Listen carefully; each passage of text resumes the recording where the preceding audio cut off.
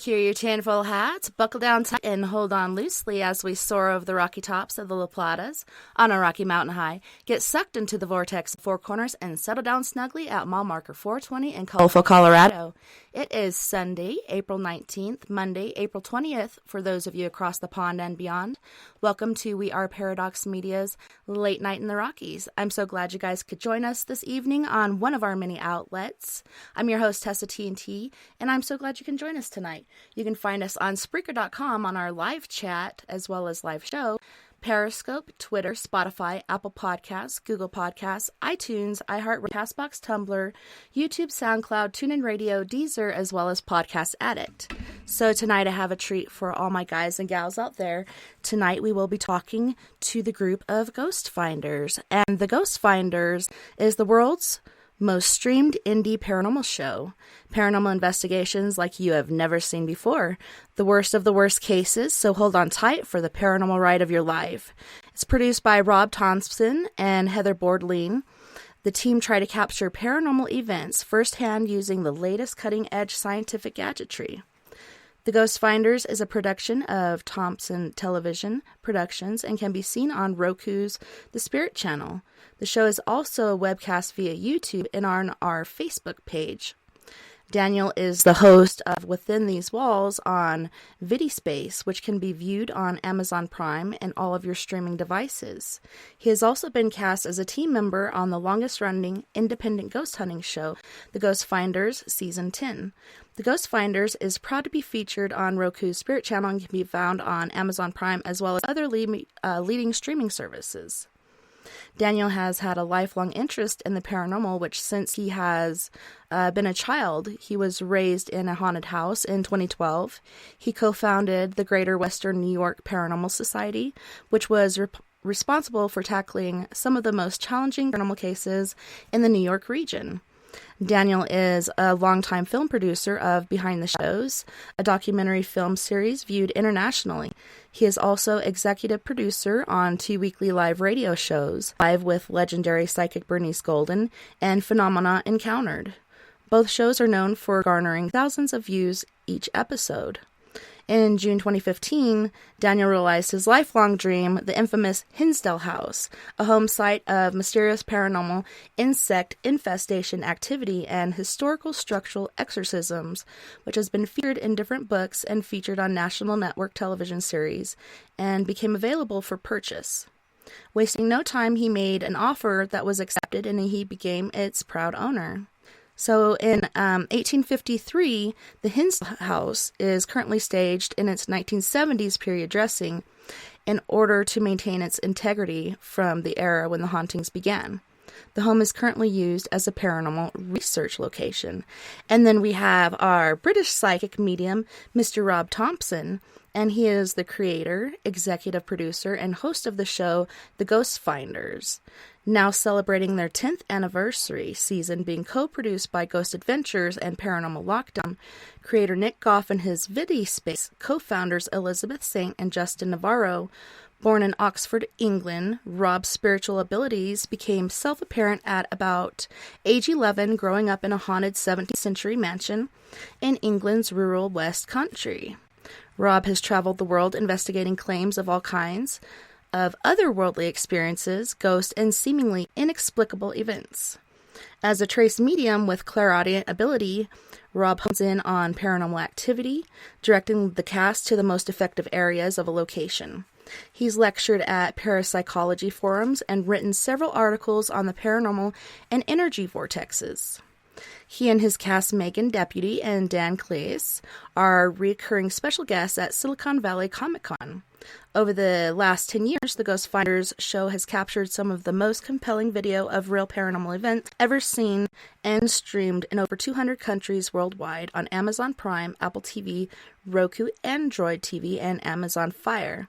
And then we have Miss Megan Deputy, and she's from the show Ghost Finders and is a witch that is a practitioner of eclectical traditional witchcraft with shining personality to the living and dead. She has an extensive knowledge of history, theology, and mythology, which attributes to her being a solitary practitioner of the craft with techniques from all around the world. She's always there to help commune with the dead, and various techniques to help further our understanding and relationship with the paranormal. Welcome, guys. Thanks so much for hanging out with me tonight. Great to be here. Thank you so much for having us. Yeah, thank you. So, man, that was a mouthful there, but let's start with Daniel, did you have earlier experiences in your life that kind of led you on this path of the paranormal? Yeah, I actually did. I always tell this story. I call it my Scooby-Doo life story, because I grew up in a house that was haunted, and things would happen there. Nothing malicious, just things that always made you think. Like crayon drawings on our vaulted ceilings. We'd come home and there'd be crayons sitting in the middle of the living room. My sister was a neat freak, and every time we'd leave the house, she'd have her stuffed animals set up on her bed, and then we'd come home and they'd be sitting in the middle of the floor in a big pile. So things like that happened at our house, and it always made you think. And my parents always said people were pulling pranks on us. But as I got older, I'd always wondered, it's like, are they just lying to me? Is something going on? Because I always felt like there was something there, something keeping an eye on me, something following behind me. It just always got that creep factor. And when I was older, like a teenager, my parents had gone camping, and I wanted to stay with my friend who lived 2 doors down. And I was going next to my house to get my G.I. Joe guys, because we were playing in the sandbox. And when we opened the door, we heard singing in the house, sound like a little child singing. And when my friend ran up the stairs to go see who it was, and I was a chicken, and said, "There's nobody up here." And I'm like, "Oh my God, what the heck was that?" And then as I turned 18, I went to Lilydale, it's a psychic community up in New York, and sat down with a psychic for the first time in my life. And before I even paid her, she says, "You have 2 children spirits living in your house." And I'm like, I didn't ask her these questions. How could she know this? This is what really freaked me out, because I didn't really know if I believed in psychics at that point either. Ended up buying that house from my parents and researching it. And the psychic had told me that there was something that they were attached to in the house. And I did end up finding a newspaper article in the Tonawanda News on microfiche in the library that said there were 2 kids that died in that house of cystic fibrosis. Oh, wow. And then I ended up finding a painting in the attic that I had never gone into of a little boy and a little girl playing with a dog finally. And it seems like once I found that, it helped them cross over. Like, we acknowledged them and acknowledged who they were. And it was like I kind of went on my own path at that point. Learning and doing all the the stuff that when you just start off doing paranormal investigating, going on the tours, going to Gettysburg, going to all the cool places, and then I kind of did form my own group in Buffalo, and we're still going to this day. And that's kind of what happened when I was young. That's kind of what got me going with this, Yeah, that's awesome. What year did you start your Buffalo company? Man, we're going on almost 11 years, Greater West New York Paranormal Society. We have 4 of the original members that from day one that we started. So with my group locally, we know what makes each other tick, and it's it's a testament to say that we stayed together that long. I mean, other people, so some things happen, people go on other paths or whatever and have to step back, but it's something that we enjoy doing, and we've stuck together for quite some time. So, yeah, it's awesome that you're in that field and helping people, because there's really not a lot of help out there. And it seems like today there's more than in the past. It was kind of difficult to find somebody, but it's amazing how these different shows have opened a lot of people's minds. A lot of us grew up with it, but having these shows out there have broadened people's horizons and helped them to be more open-minded and not so closed-minded.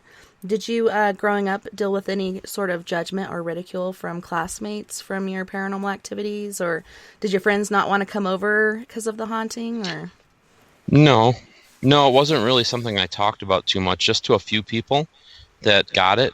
And I just didn't really talk about it. It was kind of something I kept to myself. As I got older, in high school, 11th grade, 12th grade, talked about it more, and it wasn't really frowned upon because other people were talking about things happening as well. So I wasn't the only one, people had experienced things. That's awesome. And Mr. Robert Thompson, welcome to the show. So, just call me Rob. Thank you so much. No worries.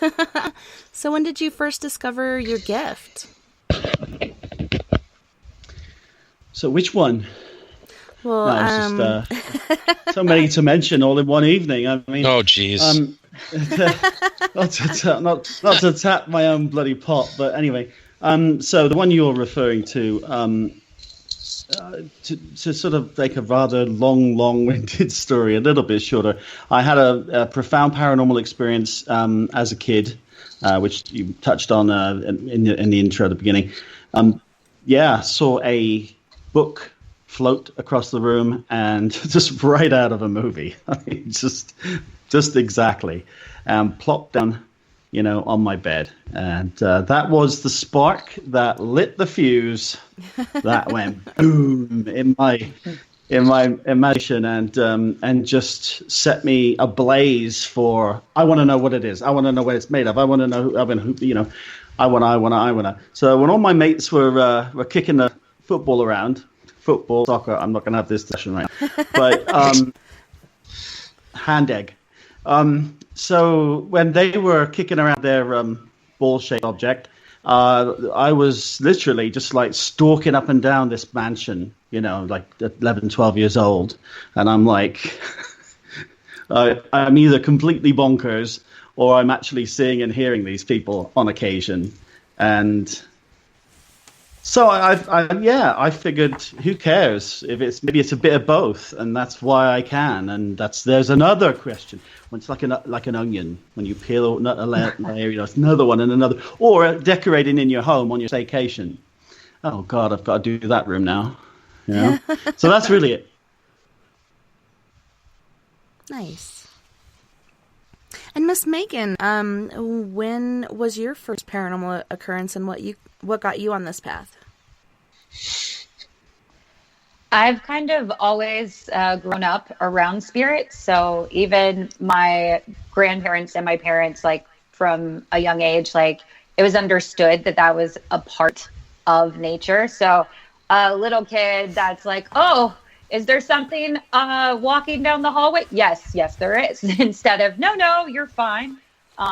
So yeah, I've been raised around these different beings, like human and elemental, vast different kinds, and had that understanding, like, oh, it's just all part of nature. And yeah, I've loved every minute of it. My grandparents helped to raise me in the arts, and I'm very thankful I'm where I am today, like being able to use that with paranormal, like investigations and research, and just us, like you said before, bringing that to other people. And so I'm really proud of us for what we do for that. But yeah, it's been my life, my whole life, really. Yeah. For me as well, the paranormal for me is normal. And I don't know. I just think it's cool that there's more people that are into it today. And I don't know, for them to go out on certain investigations, especially in people's homes, and not really know what they're doing, and have no way of cleaning up after themselves or doing any sort of protection for the family, is pretty disturbing. But otherwise, it's awesome that everybody's being more open-minded. I haven't got to see a lot of your guys' show, but I was watching one of them where you guys were there at the Hinsdale House, and you were doing some ceremonies to somewhat appease the spirits there. Can you tell us exactly what those ceremonies were and what exactly you were doing to try to appease the spirits? Most definitely. And just like you were saying too, there is a way to go about things. If we're going to make a new friendship with somebody, you don't immediately start asking them for things without properly introducing yourself. The ritual I was doing was my own adaptation from traditional Cornwall witchcraft, and that's taking things from the earth to kind of like give back. But the whole paraphrase of that is me introducing us to the spirits of Hinsdale, handing them a bouquet of flowers, saying that we're here to give, we're not here to take.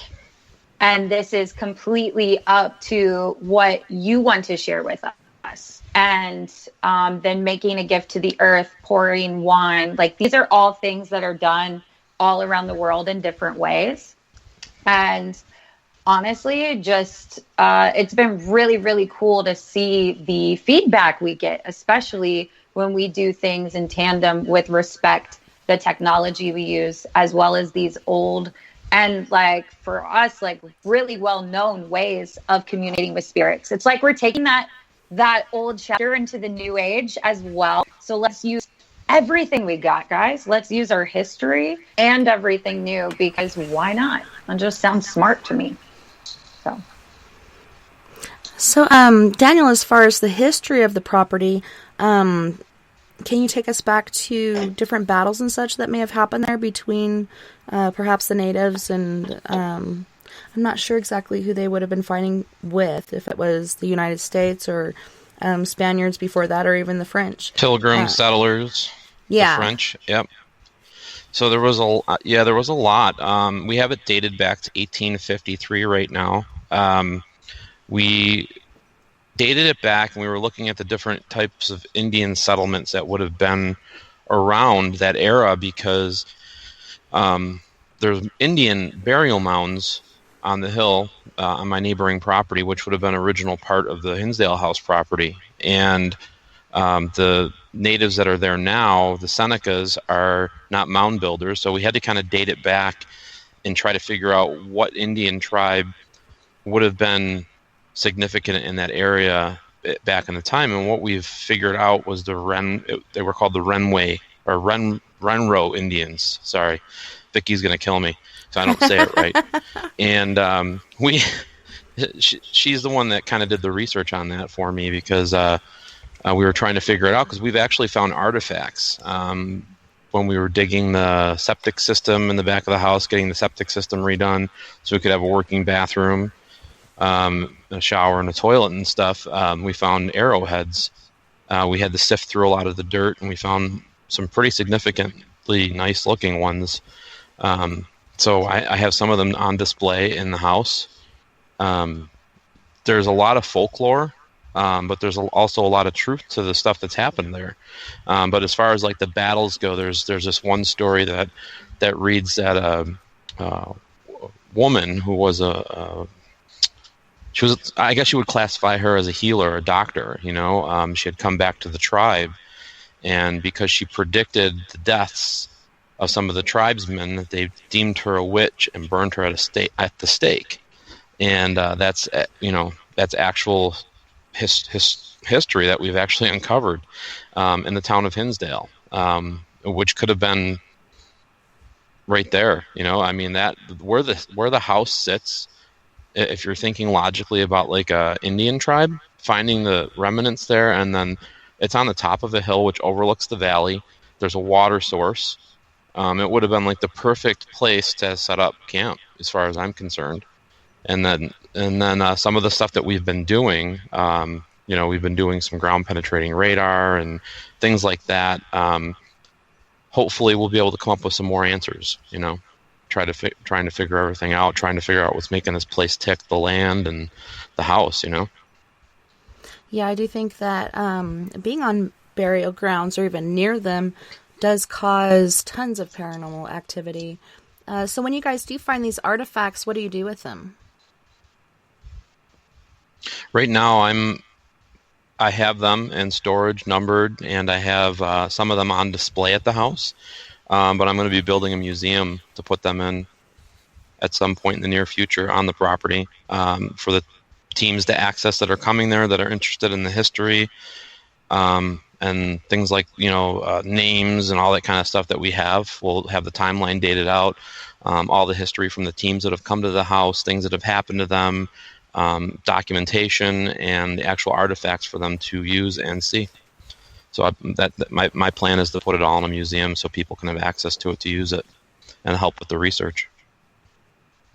Yeah, it's very important to find the story, and that's a good way to be able to help, spirits that could be stuck there or whatnot? Well, that's kind of how I got involved with the Ghost Finders. Is Rob had contacted me about doing their show at the house, and I kind of was on my own path and did the whole team thing, and I was having fun. I was going around promoting the location, bringing teams in from all over the place. That's my whole theory is that you bring good people in, you're going to end up getting more answers. You're going to end up uncovering something that you didn't have, and it's going to happen when I'm not there.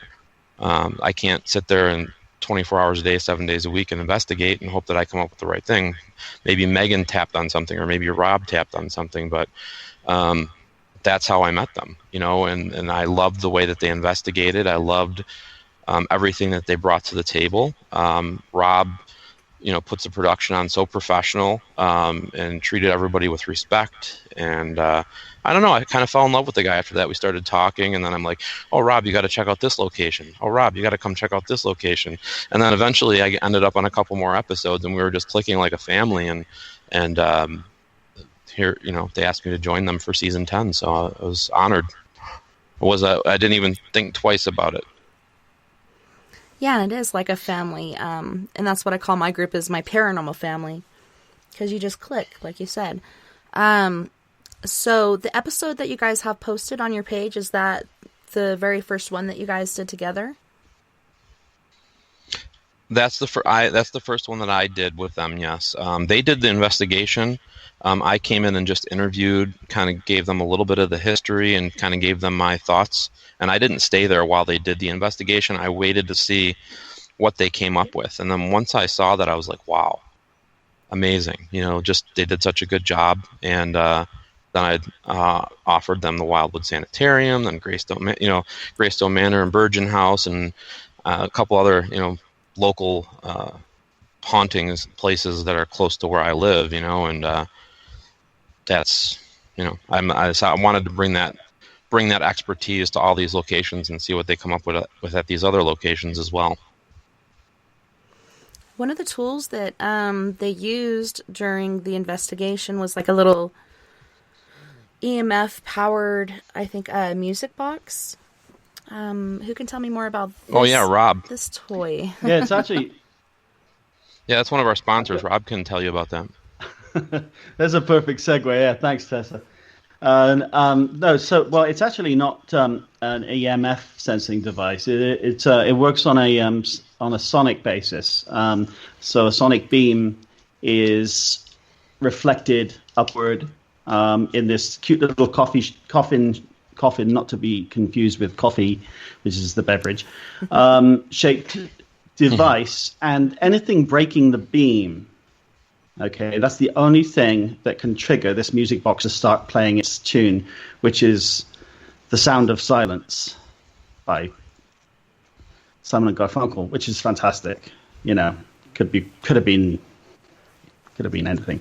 But it's a really, it's an incredibly simple device, and I love that, because you can sit there and you can all surround the thing and make 20 phone calls and, no false positives. So ghosthuntersequipment.com is our sponsor again this year. And you can get it on there. And in fact, we're doing giveaway competitions on our Facebook page at The Ghost Finders. Every single month, we're giving away a piece of equipment. And we actually just gave away the paranormal music box last month. Oh, wow. I use it at a lot of investigations, too, like public investigations, because it's very interactive. People can actually see it work. You can leave it sitting and go into another room, and all of a sudden you're hearing a music box playing in the next room. It's like, uh-oh, what just happened? So it's a really good, really cool device to have in your arsenal. Yeah, definitely. We like it because it's not intimidating. Right. When haven't there been music boxes? It's sort of instantly recognizable as something not intimidating. I think, and that's one of the things you first said, Meg. Yeah. I could already tell, and I feel like we get a lot more responses with that device, especially with younger spirits. because it's a little bit more like fun and interactive. It's a really fun toy that doesn't look extremely alien. So yes. So when you guys were using this in the house, and particularly, it looked like perhaps a closet or something, right in front of a mirror you had there. Do you know who you were interacting with? Was that one of the kids, or did you guys have any clues on that? That was inconclusive, but the out of the two main manifestations to me, who I was tapping into, was first and foremost a little girl about, I can't even, like maybe 6, 7, a little girl, and she manifested on the staircase first. So, and then I believe the next one was this 7-foot tall guy who he was burly like our security guy, Mike. All right, Mike. And he had his arms folded. He was clearly Native American. And this house, I don't know what to tell you. I can't tell you enough about it, okay? I didn't sense anything dark and evil, wicked. No doors were slamming, chairs flying, that has happened in other episodes of ours, but that's another story. And, what I loved about it was there was a very passive openness. And I attribute that passive openness and are feeling approachable to Megan and her rituals. She is the catalyst, spiritual powerhouse of. And what I always say is, you've got to understand, think of this, because it's easy not to think of it. It's easy to take this for granted. When dozens and dozens or hundreds or thousands of people have been going through the same location that's open to the public, think of spirit. Oh, here we go again, and suddenly they see something different. Wow, this is cool. This gorgeous pink chick, their hair with the, and Megan too. And then you have sort of like this immediate feeling of trust that's established.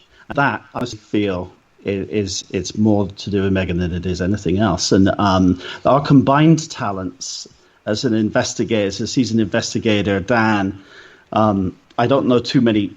I don't think I know anyone in the paranormal field who doesn't know Dan Klaes. And that's sort of like, when we combine those three factors, it's the Trinity, and it works.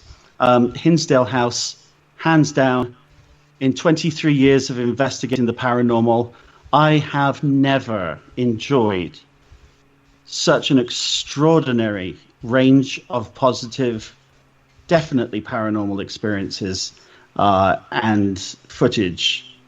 I don't want to ruin it for you. Watch the episode. I watched that one, the very first one, but I haven't got to watch the other ones because I'm not hooked up to these other outlets, but it was definitely interesting.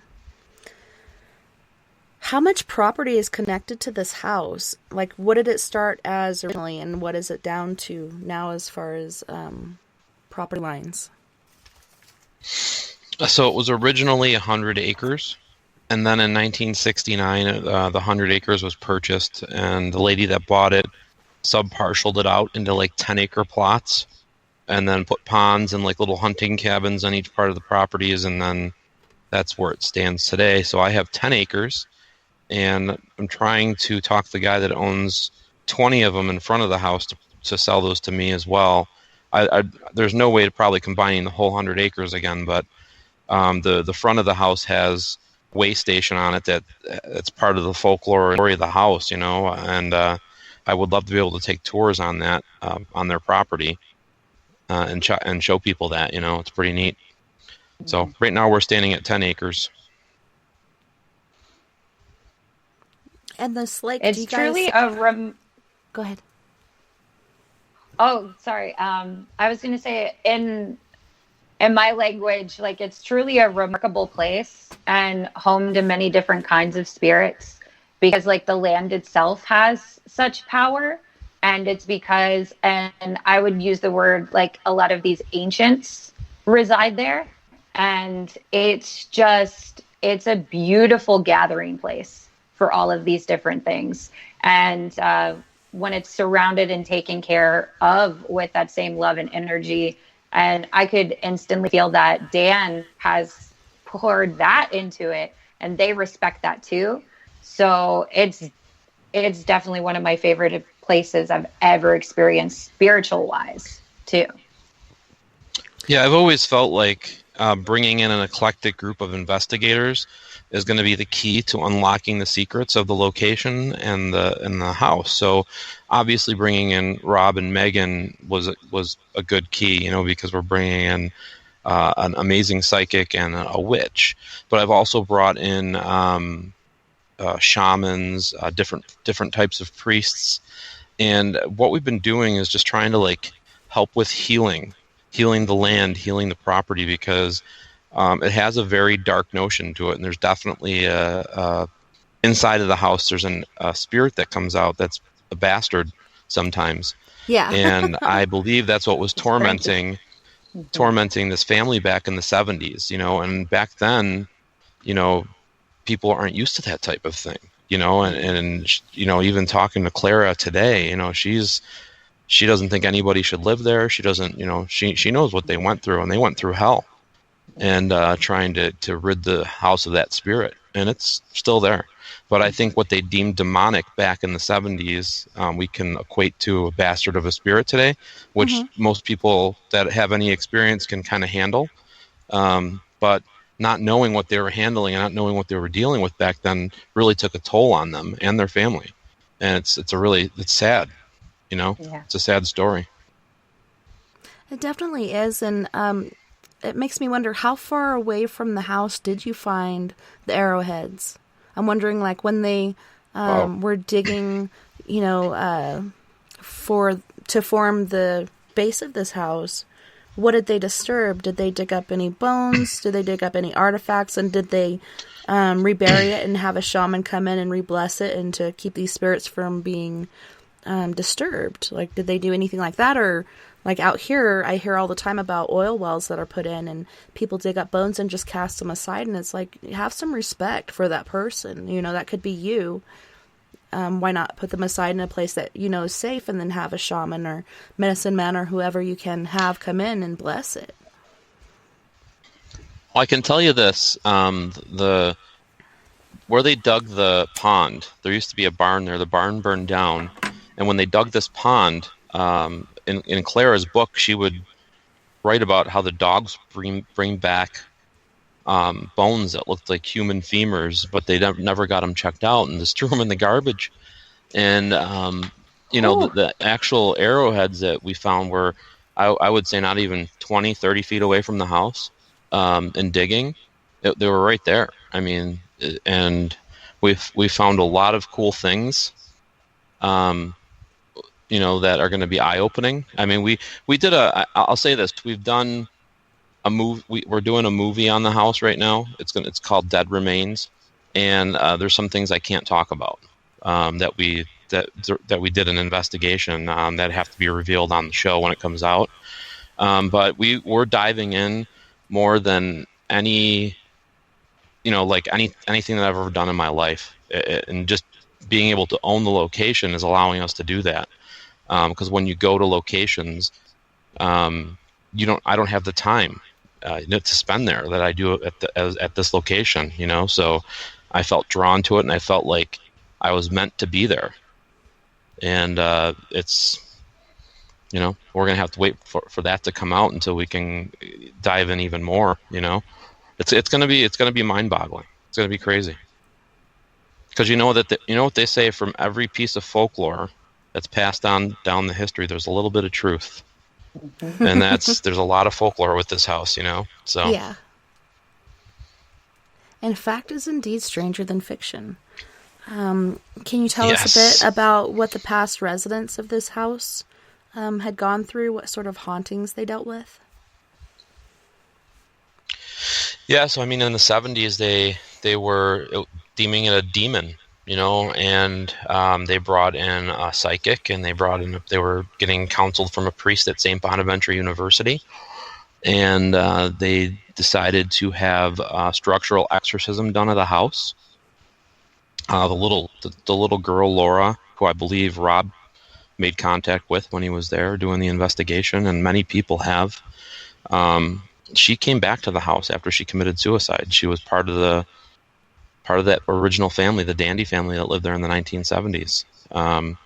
But they had this exorcism of the house it was 1974. It was just actually this past 45 years ago, this past Monday, that they did this exorcism, and they said that the house shook, and that they tried. It was kind of taboo. It was even before the movie The Exorcist came out that they were doing this. They had a approved exorcism by the Vatican, and it pushed things back, but it came back full force, and their advice to the family was to leave, and they just hightailed it out to California.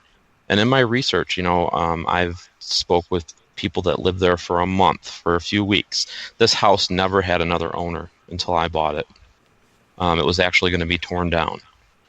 There's this family that moved in and left all their belongings there because whatever was there, they didn't want to know that they were leaving. There's another family that moved in, and they had this pet dog, and very loyal. It was what are those? The labs, right? Chocolate lab, and had its little place on the chair, and then always thought that something was around. Then all of a sudden, one day, just booked out the door, and went and ran in front of a car, just out of the blue. Just went and ran, stuff like that, And there's lots of things where people would drive up there and have car problems. Even to this day, like we've done tours, and people would just drive into the ditch. It's like, how do you turn your car into the ditch? What? It's crazy. So, and when we were filming the movie, we had a car that we were using and had a mechanic look it over. We had to use one from like the 1970s, and an old station wagon was running fine. They drove it all the way to the house. As soon as they turned down McMahon Road, stopped working. Had to push it all the way there. So I mean, it's got a lot of families that have reached out to me that lived there after the fact and left. Many families. It's crazy. Mm-hmm. Not many stayed there very long. Yeah, it's funny with different properties like this, what can happen, like you said, on the road next to it, or even sometimes an airplane can be flying over and have mechanical issues and crash, 1,500 feet or whatever from the house. So there's different random things like that. Do you know if there were ever any plane crashes in the area, or is it mostly just automotive issues? I don't know about any plane crashes.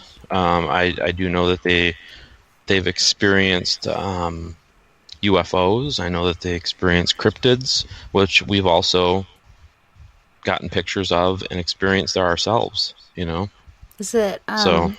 What is the cryptid that shows up there? Is it like the Wendigo, or? The shaman said it's a pukwudgie, which they protect Indian burial grounds, and we have pictures of this thing, and we have no idea what it is.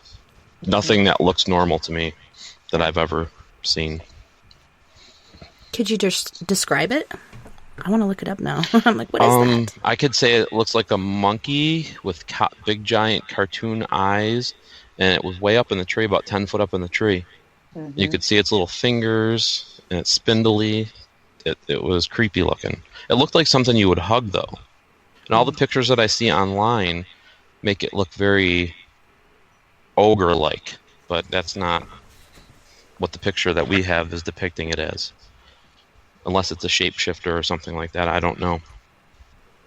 Yeah, as a kid on but other teams have caught it as well, so on similar. On my granny's property, I encountered... The only thing I found online that was similar to it was the Kentucky Goblin. and there was a whole group of them, and they didn't have the glowing eyes, but the only closest thing that I could describe it to is a gremlin, basically, except for its ears were a little shorter. But those things were pretty insane. They stopped what they were doing. It was weird. It was in the chicken yard. There was a fire. They were jumping and dancing around the fire. Some of them have weapons. Some of them have drums. And then they all stop at once and look at where I'm at, and I just kind of slam myself into the bed. But after that, my brother was being chased through the house until one night they finally captured him, and then it didn't happen anymore. But he was always in trouble after that. So I wonder if there's like any sort of relation to that. I don't know. I mean, you could think picture. about it's up on the Hinsdale House page. You know, if you look at the pictures, you'll see it up there on Facebook, or I can send it to you. Nice. So when you guys started the investigation of the Hinsdale House, well, Daniel, did you start to do anything on your own to figure out who's there and what exactly is going on, and then call a diverse group in? No, my whole thing is in order for me to save the location, I had to implore other teams, and I had to implore people that could come in and help, like having the Ghost Finders have a show there and put it out publicly. I mean, helps to promote the location. And I actually, before I even signed on or to do season 10, I talked to Rob about like sponsoring the Ghost Finders and promoting the show with like ads at the Hinsdale House, because my whole thing is I needed to get people to come there and investigate. It's not going to be something that I can do on my own. I can only do so much, and then having teams come in from all over the world. I think we had teams from 8 different countries there last year. So the more seasoned investigators that have different techniques and different things to try to get evidence. That's what I need and that's what I want. So it's been kind of an eclectic. It's like, I guess the best thing I can say is that's the best para-unity story that I can think of. Where people come together and really rally around the location and help save it. Really, because it wasn't something I could do on my own, and without people patronizing it and donating their time and all that type of stuff, there's no way it would even have made it through that winter when I first bought it. So did you get, I know a lot of times haunted locations are sold for like pennies on the dollar. Did you get a really good deal on this property? Or did you have to really pay hardcore for it? I had to pay a pretty decent amount for it. I mean, the land itself is worth a lot of money because it's in an oil field. So there's a potential that there could be oil on the land as well. So it didn't go cheap. With or without the house on it, it would have gone for a decent amount. So, but I basically I wanted it with the house. They were about 2 weeks away from tearing it down. Wow. Historic preservation is very important, especially with locations like this. And like you said, some of the past activity is negative. And when you said that the house kind of shook when they did the exorcism, I kind of imagine the roots of this entity or whatever hooked onto it. And then when it was detached, it kind of shook the house. It's very interesting. I just love different stories, and I just love to hear them. So, going back to Rob and Megan, when you guys went in, what did you decide to do? Did you go around and do the baselines and make sure, if there's any conduits in there or whatnot that are hot or whatnot, to make sure that you didn't get fictitious readings? Did you do anything like that to start with?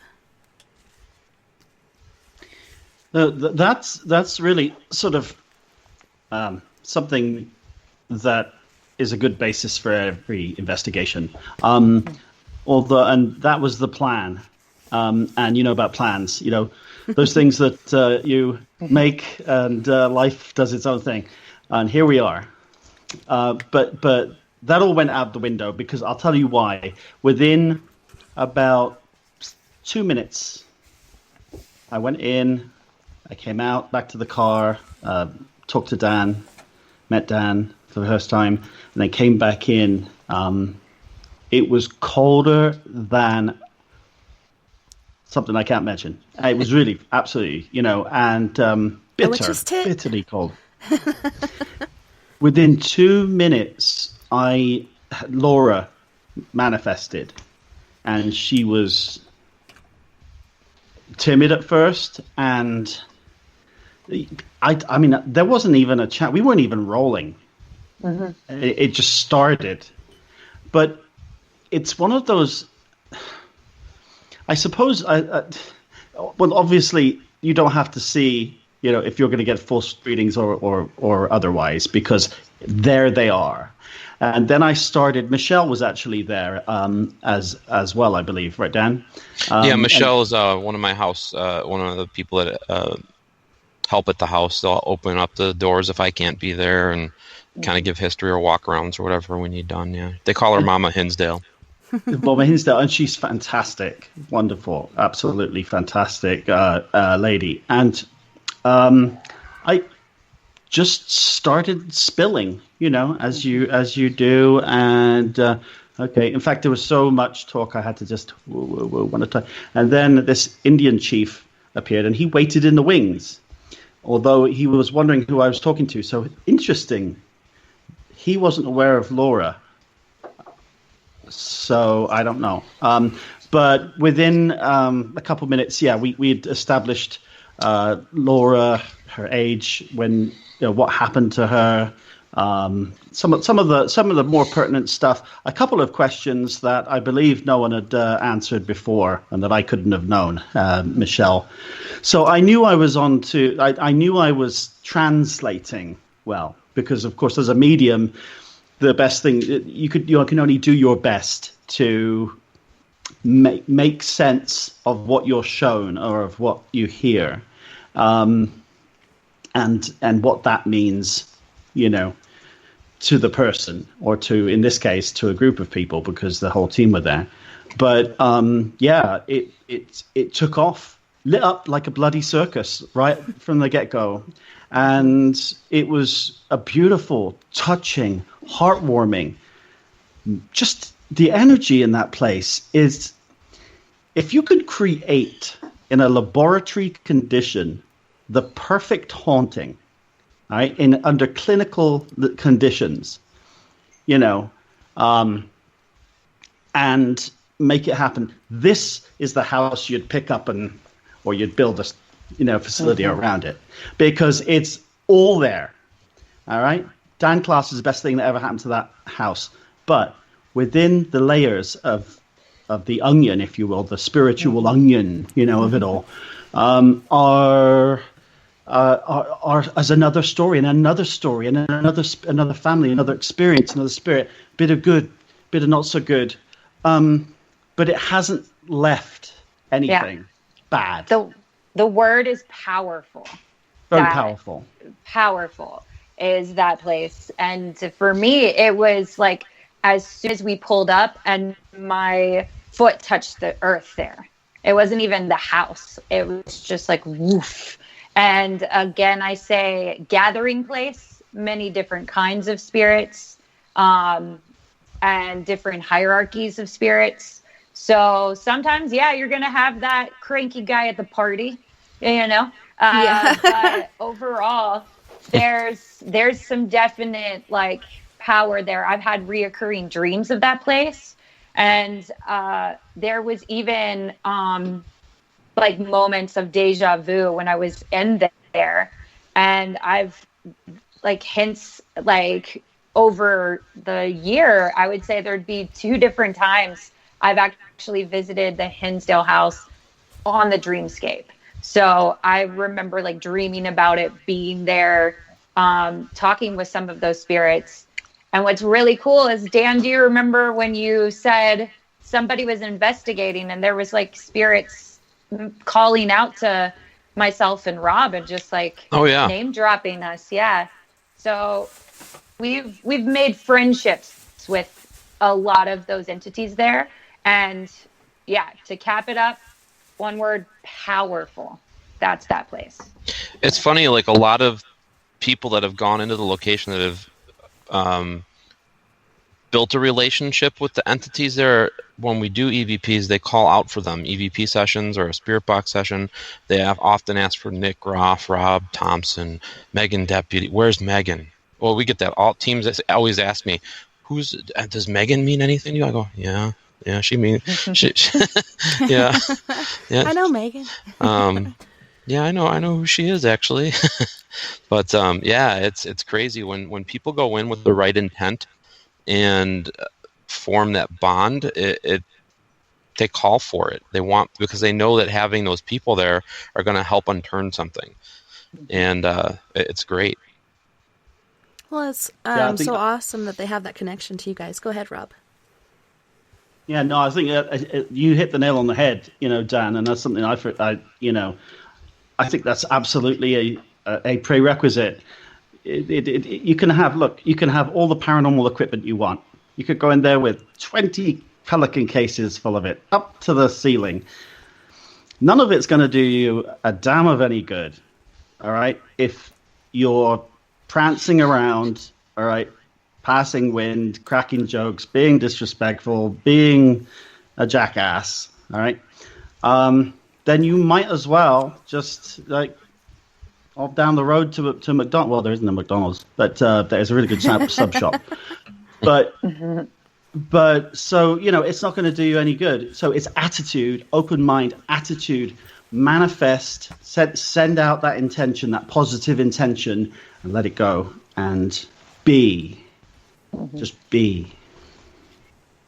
Yeah, I think a lot of the things that you guys did were so different and so unique, and it is awesome to have a diverse group. My group is pretty diverse. I was raised, first Southern Baptist, then LDS, and then we have pagans, we have witches, we have so many different people on our group, and it does really help because some things that I don't know about, they know about, and for us to be able to work together and try these different things. And like you said, the spirit gets tired of the same old, the same questions, same directives and whatnot, to have this different stuff going on piques their interest and makes them want to interact. And there were so many awesome things that I saw when I was watching this one episode, and I do want to see more, so I'm kind of kicking around getting one of these panels so I can watch more of you guys.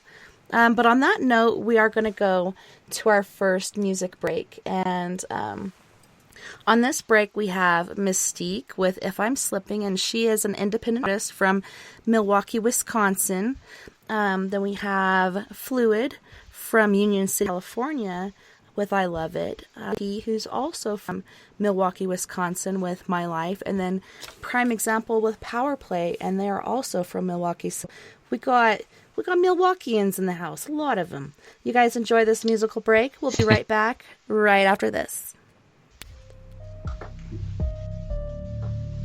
I got dreams and ambition, I'm ready and I'm willing, I'm meeting this competition. You don't wanna be my dinner. The whole shift changed when the music bang. Love the look on their face. I got dreams and ambition, I'm ready and willing, I'm meeting this competition. You don't wanna be my dinner. The whole shift changed when the music bang. I just love to see the look on their face, and if I slip, I'ma bounce right back, cause I was born for this. I got dreams and ambition, man. If I slip, I'ma bounce right back, cause I was born for this. I'm ready and willing, even if I slip, I'ma bounce right back, cause I was born for this. I'm meeting this competition. If I slip, I'ma bounce right back, cause I was born for this. You don't wanna be my dinner. I'm about to do this to death, cause I know they watching. Don't understand the talking, tell that dog to quit barking. I'm an entrepreneur, so correct when you talking. Bet I get it back and take a loss to be a boss. Coming fast and I'm switching lanes with it, crisscross. Never messing with you, rapping ratchets, what you really thought. And my jab steady dreaming, chasing missions for the fam. Understand I'm flowing lands from the Milwaukee brand. Thought you knew you can't wear my shoes, not do what I do.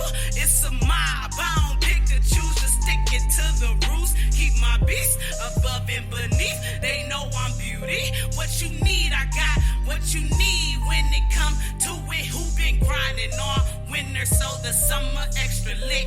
I've been in and out the booth trying to weigh up my greatness. It ain't no time to play with it, and if I slip, I'ma bounce right back, cause I was born for this. I got dreams and ambition, man. If I slip, I'ma bounce right back, cause I was born for this. I'm ready and willing, even if I slip, I'ma bounce right back, cause I was born for this. I'm eating this competition. If I slip, I'ma bounce right back, cause I was born for this. You don't wanna be my dinner. With great precision, I'm on a mission. Lots of ambition, my transition. The time was ticking, willing and wishing. Just listen, I punch harder than Sonny Liston. They fishing, looking for teeth. It look like Lipton. They tripping. I am the king, whose competition? Collisions. Conclusion is I'm in a position, lifted, transcending beyond their comprehension. Time to hang it up, swaggerific, the lynchman. You know how this goes. Just follow the street codes. We make it look easy, like we putting in cheat codes. Beauty and the beast is in beast mode. Haters on the sidelines, I tell them to keep score. I go crazy on the beat, tell Spaz to keep it low. You know Mystique, close with a toaster. You won't toast?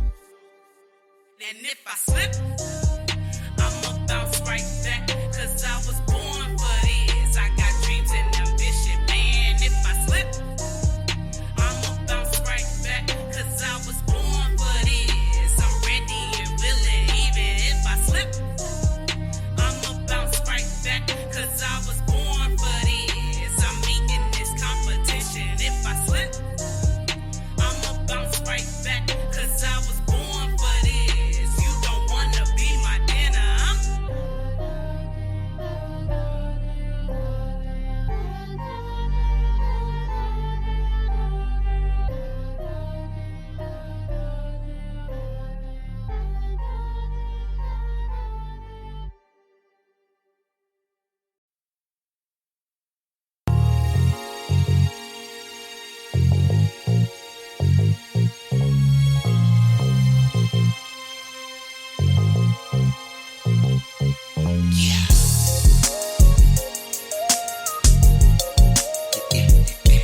I love it. Said I love it. I love it.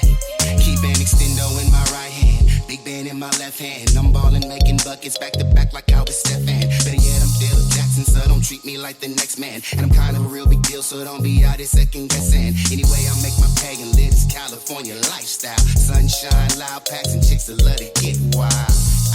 That's how we do it every day. Slipping, sliding through the traffic on a mission for the day. Clearing marks about my way. Really got no time for y'all today. And all the craziness y'all talk, but never get your story straight. See me out here living great. I don't give a about all that hate. And when it comes to kicking game, I give you all that you can take. Trying to do it big, got no complaints. Every morning eating steak. They say I'm wrong for showing out, but I'ma do it anyway. Tussin' thing ain't nothing, bitch, cause I can do it any day. And it don't matter where I go, I always represent the yay. I'm so in love with this lifestyle. Anything I want, I say the word, I get it right now. Boppers used to hate me, now they tell me I'm a tight now. Swagger through the roof, got everybody on my height now. So in love with this lifestyle. I love it, and I love it, and I love it. So in love with this lifestyle. Anything I want, I say the word, I get it right now. See me, I'm out here getting it and loving how I live. Best believe if I do something, I'm a stupid, do it big. And this hustling is my gig, so don't you ask me what I stand for. Stacking while I'm macking, trying to earn myself a couple Lambos. Yeah, you know them toys for them big boys. Emperor of sorts and all you other players decoys. Meaning you're not the real deal. Keep an appetite for dollars that I never miss a meal. All you suckers need to chill. I'm just trying to stack a meal and pull the baddest bras around and let us show they sex appeal. Little bit of Netflix, then we chill. Lose them clothes, keep on them heels. Working like a 9 to 5 and go right back to chasing skrill. I bring that real, never that phony. BS, y'all be stressing, put it down just like an OG. Perform these cookies, take flight. Some of y'all just out here acting, I'm a boss in real life. I'm so in love with this lifestyle. Anything I want, I say the word, I get it right now. Boppers used to hate me, now they tell me I'm a tight now. Swagger through everybody on my height now. So in love with this lifestyle. I love it, and I love it, and I love it. So in love with this lifestyle. Anything I want, I say the word, I get it right now. Keep it more 100 than a C note. Hall of Fame spitting, representing with these pimp quotes. Don't try to front, you know this shit's dope. Question is, will I ever fail? My answer is no. I make this hustling look amazing. Put it down, doper than a blunt of purple hazing. Spicy on the mic, I bring the fire like a Cajun. Scoville, making haters sweat when I be blazing. Leaning to the side, haters everywhere. Yeah, I hear them talking, but they simply wasting air. Can't understand the reason that they stay in my affairs, but I'm major with my movements, getting money everywhere.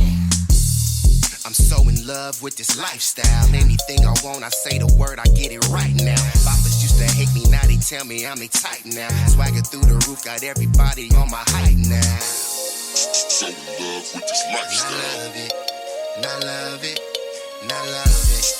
So in love with this lifestyle. Anything I want, I say the word, I get it right now. I love it, so in love with this lifestyle. I love it, and I love it, and I love it. So in love with this lifestyle. Anything I want, I say the word, I get it right now.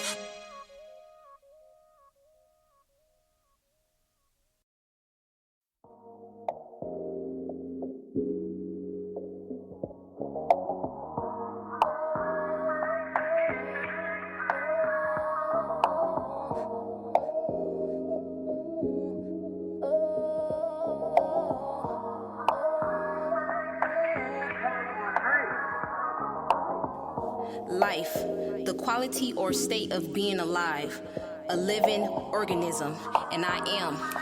Mocha tea, let's get it.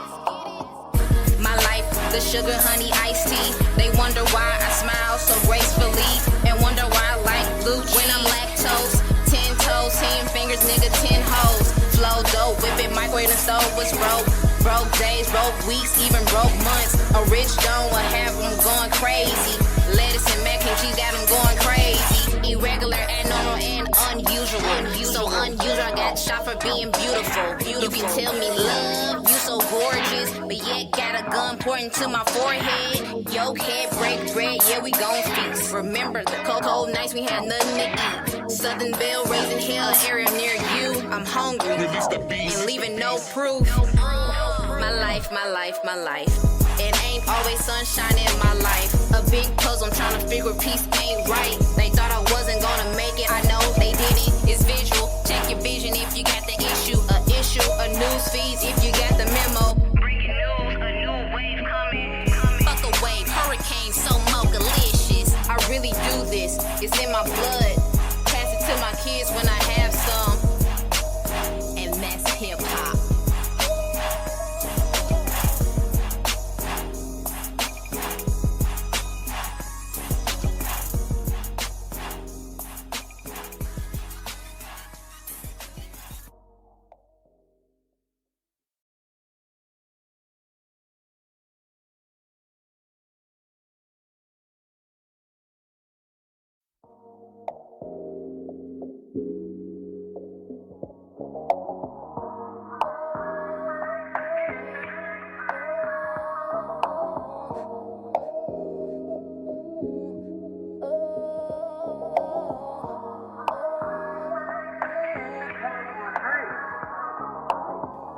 Life, the quality or state of being alive, a living organism, and I am. Mocha tea, let's get it. My life, the sugar, honey, iced tea. They wonder why I smile so gracefully, and wonder why I like blue cheese. When I'm lactose, 10 toes, 10 fingers, nigga, 10 hoes. Flow dope, whip it, microwave and stove was broke. Broke days, broke weeks, even broke months. A rich don't have them going crazy. Lettuce and mac and cheese got them going crazy. Irregular, abnormal, and unusual. So unusual, I got shot for being beautiful. You can tell me love, you so gorgeous, but yet got a gun pointing to my forehead. Yo, head break bread, yeah, we gon' feast. Remember the cold nights we had nothing to eat. Southern Belle raising hell area near you. I'm hungry and leaving no proof. My life, my life, my life. It ain't always sunshine in my life. A big puzzle, I'm trying to figure peace ain't right.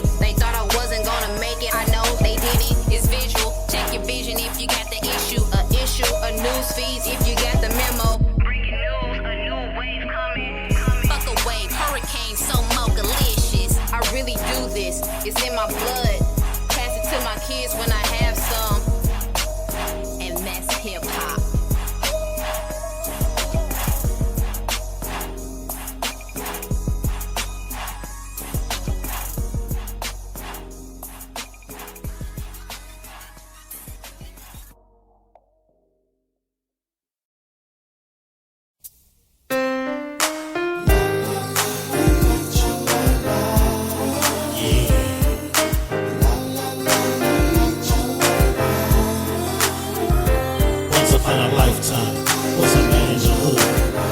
Misguided and misunderstood till one day he cried out, Lord, save me.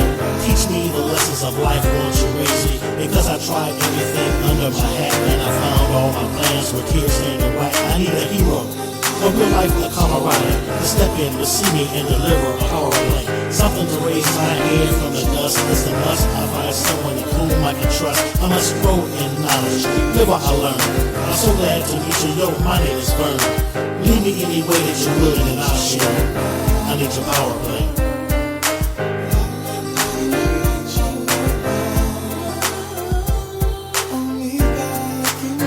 Yeah. Here comes another one.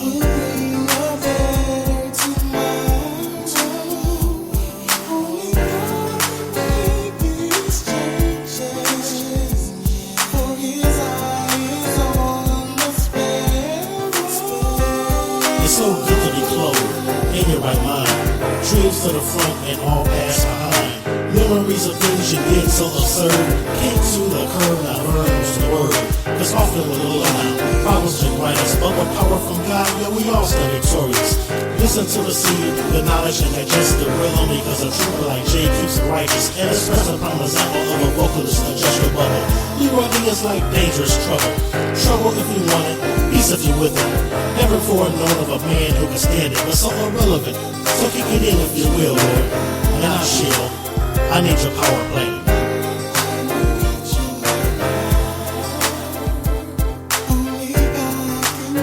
Yeah. Here comes another one.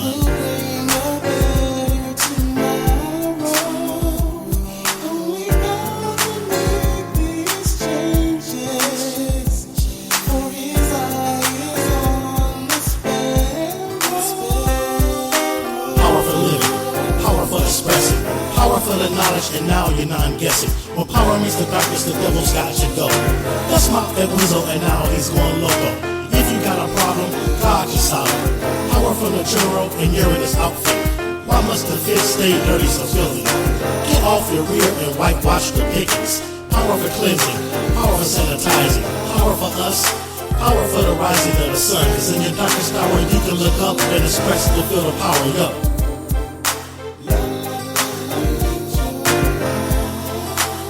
I need your power play.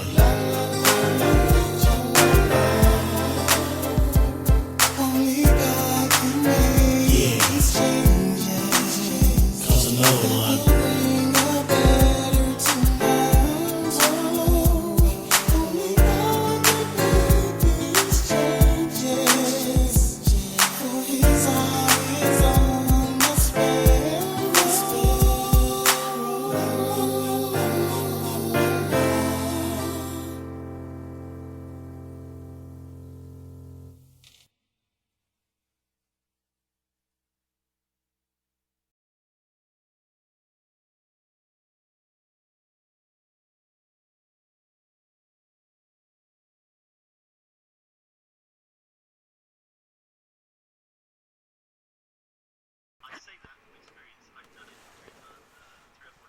Welcome back, and thanks so much for joining us tonight on We Are Paradox Media's Late Night in the Rockies. Tonight we have the Ghost Finders on. We have Daniel, Rob, and Megan on. Welcome back, guys, and thanks so much for hanging out with us tonight.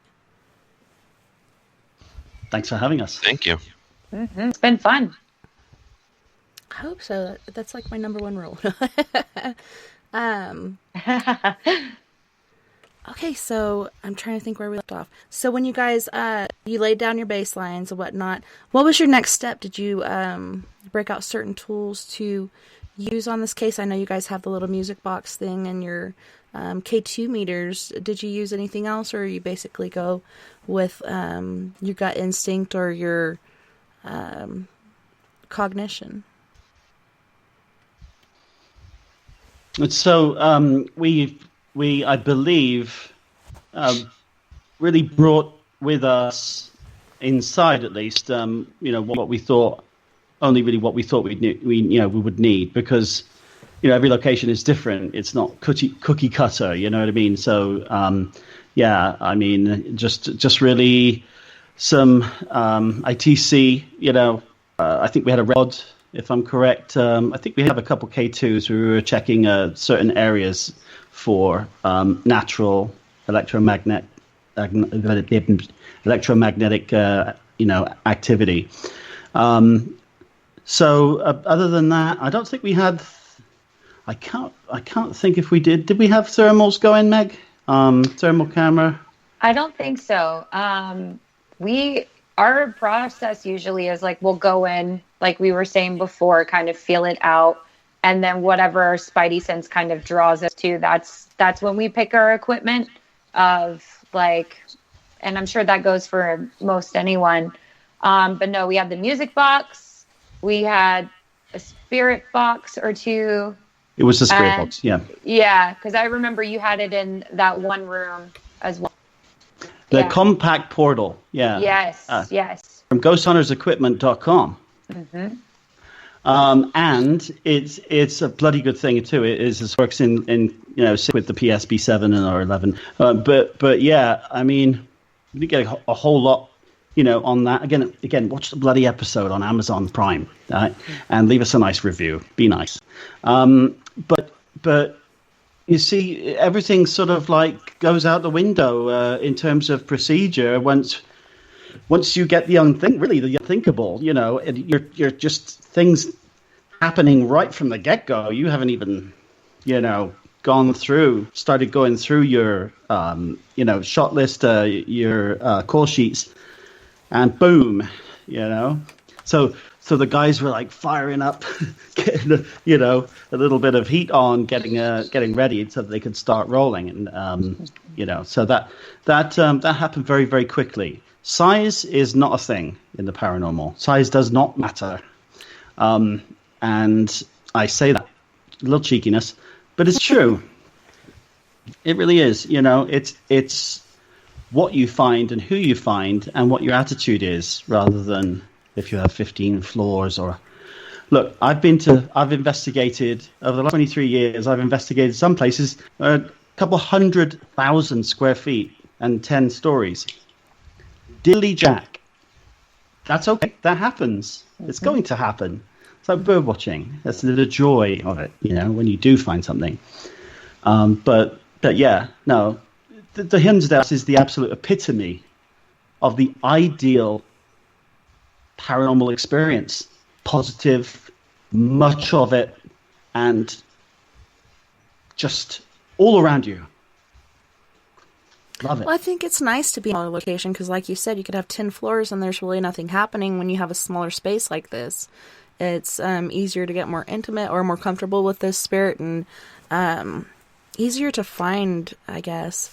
Megan, the second thing that you were doing I found interesting. It was kind of like a knocking thing, and you were doing it on your knife, and you were waiting for something to knock back. I think something finally did. Could you tell us exactly what drew you to those dead pines, what you were feeling, and what made you decide to do this second offering? So, exactly I love hearing like all the bits and pieces and stories too, because I'm like, okay, yeah. What I felt drawn to is like my sense just kind of took me up there, and there is a lot of not human spirits as well as human spirits out there, and there are some native entities too, as well as I would say like some deities. So what's cool, we were talking about the Pukwudgie before, and you'll hear me like even tell Heather was filming at the time, like I could sense it was up in the trees, And I had that kind of understanding. It was like one of spirits or deities, kind of like, you know, the Baka, and just that's like the Pukwudgie, a guardian spirit. To a lot of people, it would be super scary. But if I know Heather's like, I think it's time to go now, and you're like, no, come over here. Yeah, it made me kind of giggle. Yeah, I was like, it's gonna be okay. It's gonna be okay. But it's coursing with energy, and that's why there's a lot of my ritual. Like, there's never been a complete ritual filmed in any of the episodes, and I was actually carrying gifts of incense throughout those woods like the entire day. And the Dead Pines has like these magics, this happening there. It's amplified so much so that even the nature itself is like showcasing that kind of power. And I just knew, like, I don't know how to describe it, guys. Sometimes, like, when you just know you need to honor and give a heads up to what's going on in there. And that's why you'll hear me throughout this series. I get very like mama when it comes, if somebody is like getting too agitated or too much fear, that sometimes can be a disrespect if you're trying to make that friendship. Like, if somebody was terrified of you when you were going up trying to shake their hand, you'd be like, all right, like, fine, I guess we can't talk over a cup of coffee then. So yeah, it might have been, we're talking about the same thing, different names, different kind of fae. It might have been the Pukwudgie. It might have been one of those ancient deities, but I could feel its presence up there in the trees. And my ninth is my Atheme. So that is another way to translate it. It's kind of like a wand when you're taking those intents and that magic and you're funneling it into something. So you would never use that to actually cut. That is a tool in practicing pouring that out.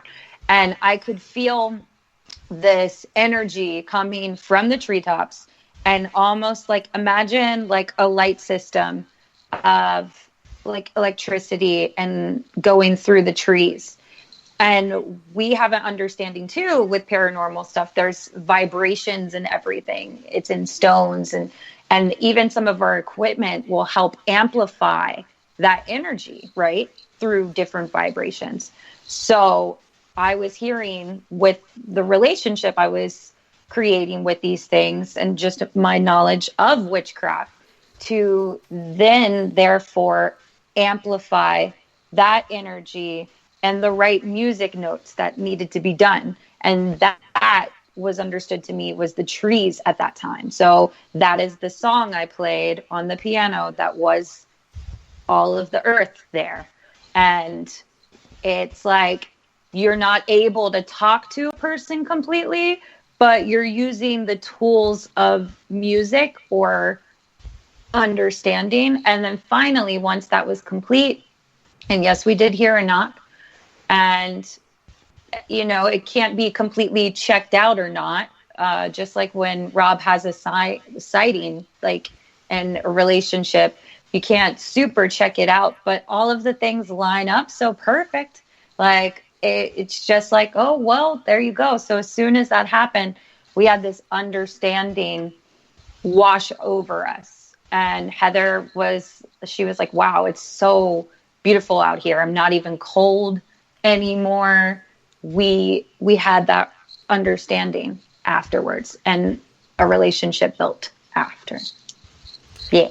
Well, I thought it was awesome how you're out there and you're doing this, and at the same time in the house while they're doing the investigation, they're hearing drumming and I think singing or whistling or something.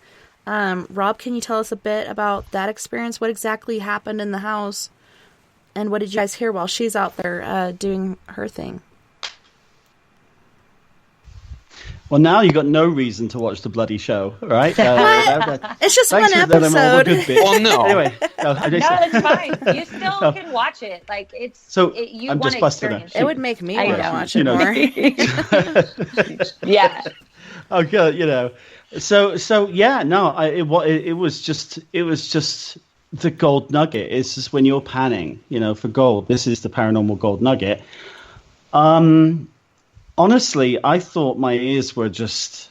It was late. I mean, I don't know what it was, just 2 a.m. or something like that. But it was really, really late. I didn't believe my ears, and the first thing I heard, was Like Jumanji. Yes. Yeah, and it was so with the again, same thing. I thought I'm in a bloody movie. I've gone into I'm living in a movie. What the heck, And because the next is the piece de resistance. Okay, wolf cry. That's what it was. Wolf song. OMG. So we've got, and this is after, I have an experience and manifest a 7.5 feet tall Indian. I don't know if he was a chief or whatever, but so it all sort of another layer of the onion and another layer, and it was just like, I said to the camera guy, I was just like, "You're hearing this, right?" Yeah. Oh yeah, for the case of the camera, and he was just like, oh yeah, and it was his first time with us, that particular camera guy, because it was our first shoot of season 9, and it was his. It wasn't his last. His second to last. He was scared shitless. Poor bloke had never done anything. And he'd already gotten a jolt from filming Anna.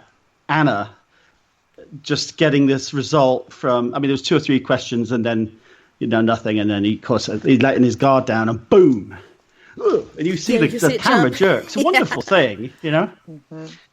And I think that's what makes us different from other cable shows out there, is because we're not overproduced, and we focus on. There's just we've just. It's the evidence. It's what people are wanting to see and we're wanting to hear. And so all we're really doing is documenting our experience in a chronological way as it happened. But it was crazy because I was feeling this.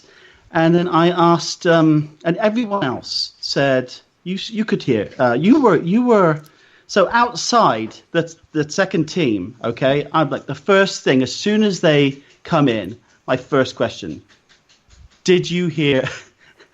And they're like, drumming, wolves. I was like, oh, thank God. I was like not losing my, marbles, and last couple left. And it was just, that's a beautiful feeling. That's euphoric. And so the first thing I wanted to do, and I did when we had a break for that part of the investigation, is just rewind, and sure enough, blinding through, loud as you like, just so beautiful, so moving. You felt like you were experiencing and feeling and seeing it through the Native American eyes. This sacred location. The best thing about what happened with that is I didn't. I gave them a little bit of the history, and then I let them do their thing. And left. And then when I remember watching that, and I thought, wow, because this is something that Clara talks about in her books, or in her book that she wrote called Echoes of a Haunting. This is Clara Dandy. She wrote this book, and she talks about this chanting and the drums that coming from the forest. And I've actually heard it. Other people have heard it, and they actually documented it on video. And I was like, wow, that's cool, because I didn't tell them about this. I didn't tell them that that this type of thing happened up in the hills, and it's been documented. And actually, the coolest thing, and I just found this out today, in your chat on Spreaker, one of my neighbors that lives about on the other side of the hill. Her name's Tiffany. I said, Tiffany, have you ever heard drumming? And she's definitely. She's heard it too. It's something that's embedded in the soil up there. You know, it's like I don't know. It's coming from somewhere, but it chills you to the bone when you hear it. It's like, wow.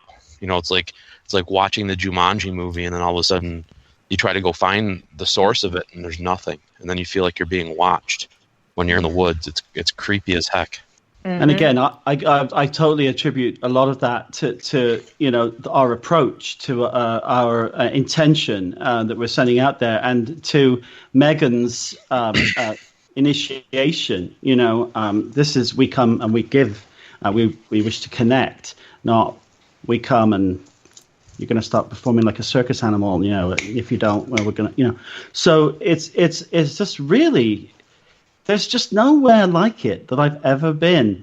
The euphoria that you get isn't something that scares you. It's a great starter because you don't jump out of your skin because you don't feel threatened. And I mean, those were our experiences anyway. And just so many things going on, you know. If I'd have known, I'd have brought 5 cameramen. Right. You know what was going to go down. Yeah, definitely. So I noticed there were some extra characters there on this film, you know, that I don't recognize from this group. Who else was joining the investigation? Rob often brings in special guests, and kind of, what do you call those, people that have never investigated before, you know, kind of guide people, or, you know, there's different people on different episodes. But I mean, that's there's always the core group, and then there's sometimes he brings in extras depending on what type of investigation they're doing. So yeah. So I mean, and on that episode, it was Anna, and she wanted to experience what it was like, you know, to you know, do what we do, and so she actually came on a couple of investigations with us. And, it gives you that raw emotion, you know. It gives you that raw when something happens, and they've never experienced anything before, just to capture that and show, you know, it's so pure when you see that on the show, you know. And that's something else I liked about it. Yeah. Go ahead, Megan. I was going to say the audience, too, can relate when they're watching somebody who's going through that, too. And they can think, oh, my goodness, what would I do in that situation? A little bit easier with somebody who's still like a trainee instead of someone more seasoned or a specialist. So, yeah. I think it's good to have that new energy in there, because there's not only the excitement of the investigation, which we all get, but like for somebody that's new that doesn't generally do it, like it's really amped up. And you could really tell that these guys were really on their toes, like really kind of freaked out, trying not to show it because they're trying to be tough. But I mean, Anna, she wasn't really showing it, but the guys, right. I could just see it, you know. And it was cool how you guys went into this room. In this particular room, is there like a grumpy old man staying up there that doesn't want anybody in there, or what the heck is going on in this room? I know you guys were sitting on beds, and he kept wanting everybody to leave, and I just kept picking up on a grumpy old man. Like, who's in there? Yeah, there was a bearded individual with a wispy sort of, you know, needed to shave it. You know what I mean? There's just like nothing left of hair up top, and a scruffy old collar shirt, and he warned me. He's just 2 words: shoo, out, shoo. And I'm like, okay, you know, he's either criticizing my footwear or he's definitely not liking me being in that room. And this is the tiny little room as you go up the stairs to the right, and that's when we used the spirit portal, ghosthuntersequipment.com, and it was cheap plug. It was really just very. I didn't linger because I didn't feel threatened, but when someone is in your face out of nowhere saying shoot, and I think I said, yeah, and I don't really want to be in here any longer, and so I was out. But Ethan, one of our techs, he was he was in there, and he had his first ever paranormal experience in there. Oh, wow. Okay, laying down on the bed. Yeah. Mm-hmm. It was the first time that anything had entered a bedroom and touched him in bed that wasn't alive. It was the first that I love you, mate. But there were. The thing is, you don't have to force it, so you let it go. You follow the flow, and not the other way around. And I think that that's a big. I think that that's a very advisable way to investigate. Every house isn't the same. Every house is absolutely, completely different. So you make your evaluation based on the reports, but also, I think on your initial walkthrough. And if you don't get to do a really a good initial walkthrough and boom, it starts, then you plan B and let's get rolling. And that's how it was there. Yeah, it's good to take different groups up at a time. Go ahead, Daniel. No, I was going to say that room too with that he saw the old man, and so this room. I'll just tell a little bit about the particular room. It was the daughter Mary from the Dandy family. They talked about they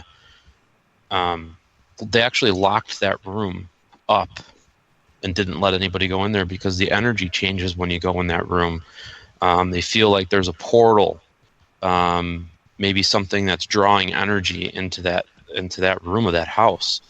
If anybody saw Paranormal Lockdown, this is the room where all the flies are drawn to in that house. Flies will show up, and then they'll just disappear. They'll be gone, and there's barely any dead flies. There'll be like 50 flies in the window or 150 ladybugs, and then come back the next day and there's maybe 2 or 3 dead ladybugs, and they're just all gone, disappeared, have no idea where they went, and that's the end of that. So also, when I first purchased the house, when it was basically in ruins, this particular room had 500,000 honeybees into the floorboards of this room.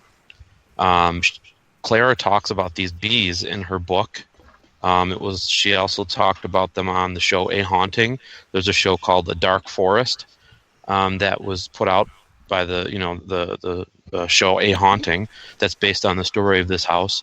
And she talks about these bees and how they swarmed back in the 1970s. And here we are, 2016, and they're still there. These bees have been there for 40 some years. And I had to try. I couldn't have tours. I couldn't have people there that are allergic to bees, and just the liability alone. Having those bees in the house is bad. Plus, not to mention all that honey. If it's sucked into the walls or something happened, it would be bad. So when we did it, we had to do it quick, and we had to get the beekeepers there because I wasn't killing them. Because I just didn't feel right about that, and I didn't care if it cost more money. But we had to have those bees removed, and they're at a little honey farm down the road now. And then we had to patch up the house. So this room, in particular, this room is got just a different energy to it.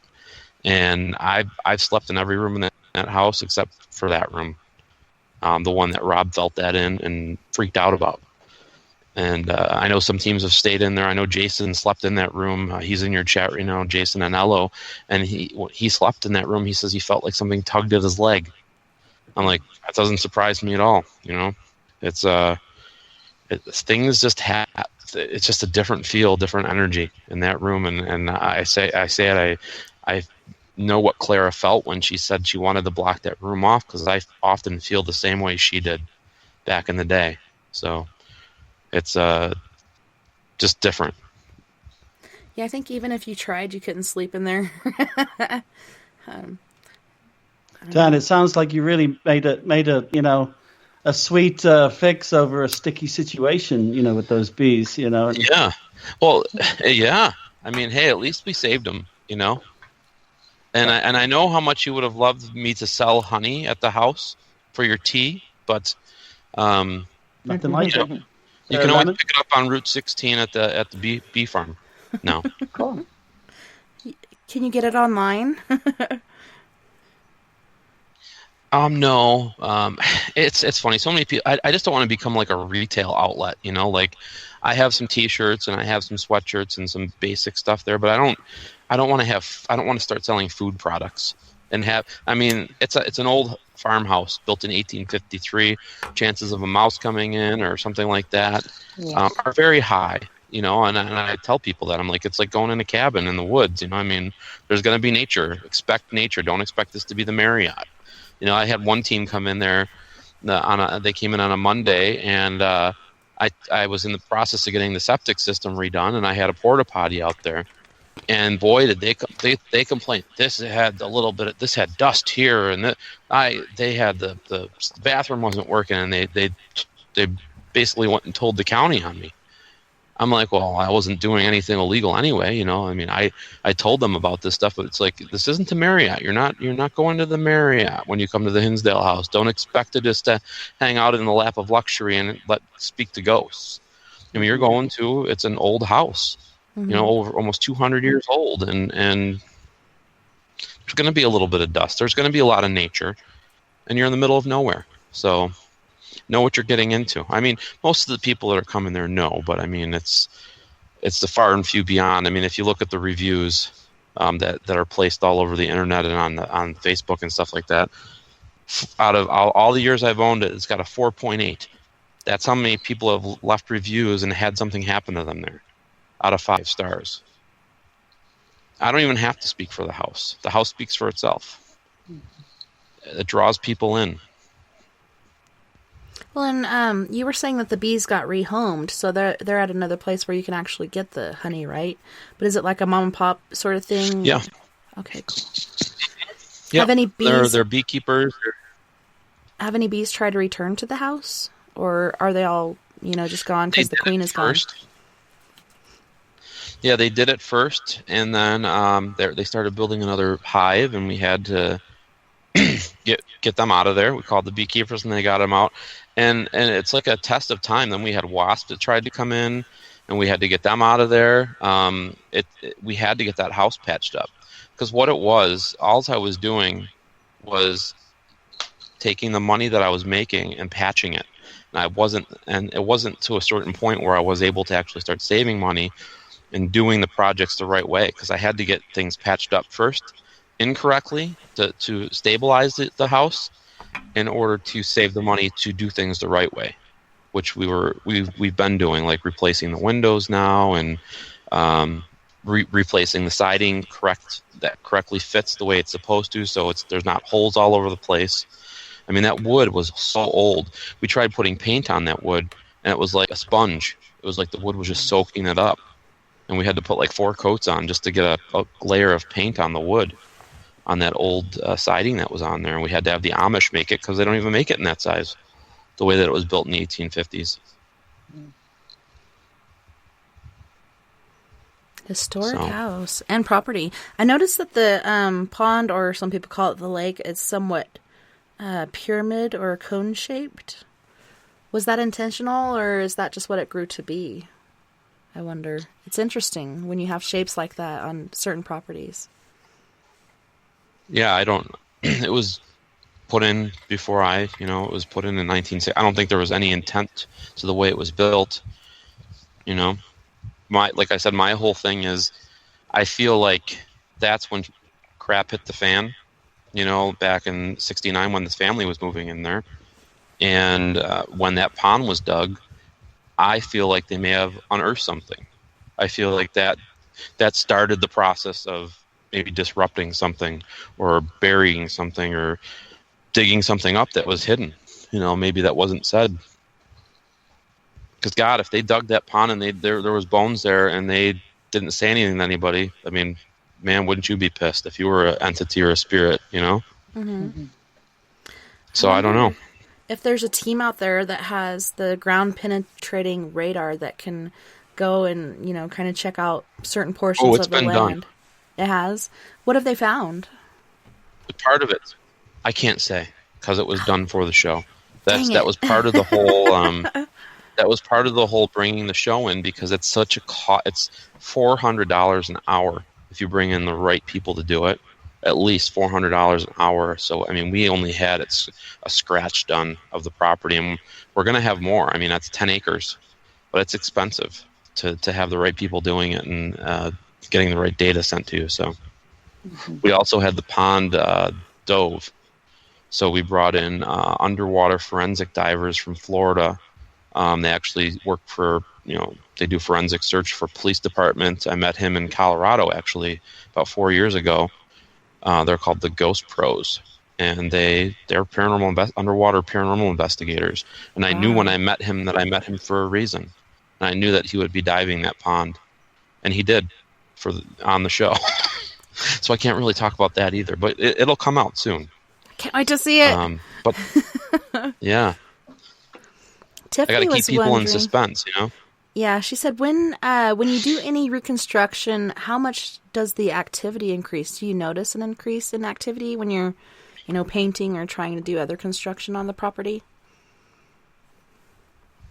It's consistent. It's a very active location.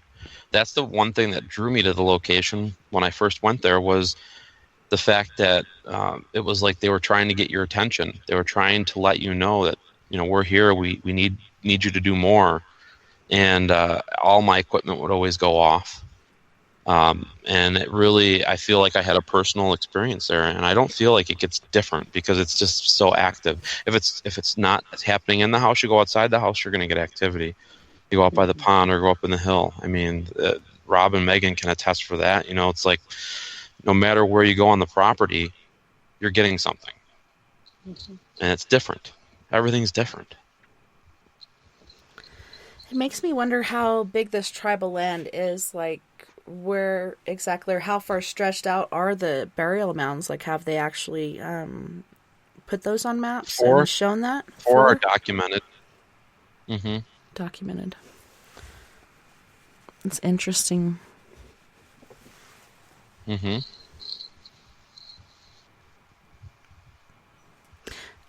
So let's see. I think it was Jason. Hold on. Let me double check. But he was talking about in that room, he actually saw a shadow figure. I'm trying to find where this comment is.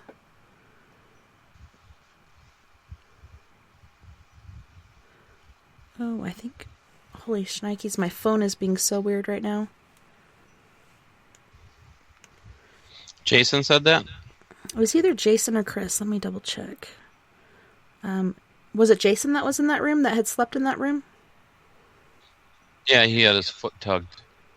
Yeah, I think he also said that he saw a shadow person, but I'm trying to find it. Sorry, you guys. It was here, and then my phone just started glitching out. Yeah, Chris actually said... I mean, that wouldn't surprise me. Right? Mm-hmm. Chris said, I saw a full shadow Chris said figure. I saw a full shadow figure, man. Yeah, when he was alone and everybody was downstairs. While his REM pod was going off like crazy. Yeah, it doesn't surprise me at all. I mean, he has been to the house a couple of times, and his team is amazing. And what they capture is other teams have captured too. So it's definitely on those stairs, in the first bedroom off to the right of the stairs, they catch that shadow up there all the time, shadow figure. I've seen it with my own eyes, and I don't know exactly what's the entity is. We've caught pictures of Laura on the stairs as well, like in full dress and full gown. It's beautiful. Just unbelievable pictures that people have caught and captured in videos at this location. It's amazing. Using different technology, you can use an SLR camera. Like on film, you can use digital, and then Polaroid too is coming back as far as paranormal investigation. I think it's cool to have those different genres of photography going on, and new film cameras and old ones too, because you never know like what's being edited out with all of the transitions that it's made, trying to get rid of white noise and different things like that. To see the difference in what you do catch. Do you guys use a paranormal puck? Those are pretty good because they go by pressure, humidity, all kinds of different things that you can check. And one thing that Rob said earlier, like you could build a structure around this house and actually get that scientific method going on, because they always talk about having a sterile environment and repeating things and getting the, same reactions or whatnot. Some of these things can be residual, some can be intelligent, but to actually build something around it and do repeated investigations to see what you get. Do you guys have any plans in the future of how to put these spirits at rest? And do you know who the old guy is that, perhaps he passed away in the house or whatnot, that is stuck there in that room? I mean, it could be one of many. I mean, we've caught EVPs of names dating back before the Dandy family lived there, which means it's the McMahon O'Brien family, which the name of the street was after. There's also the Misnick, the old man, Joe Misnick. I don't know, Rob, do you have any feeling as far as the name? Was it somebody that was more recent at the house, or was it somebody more ancient?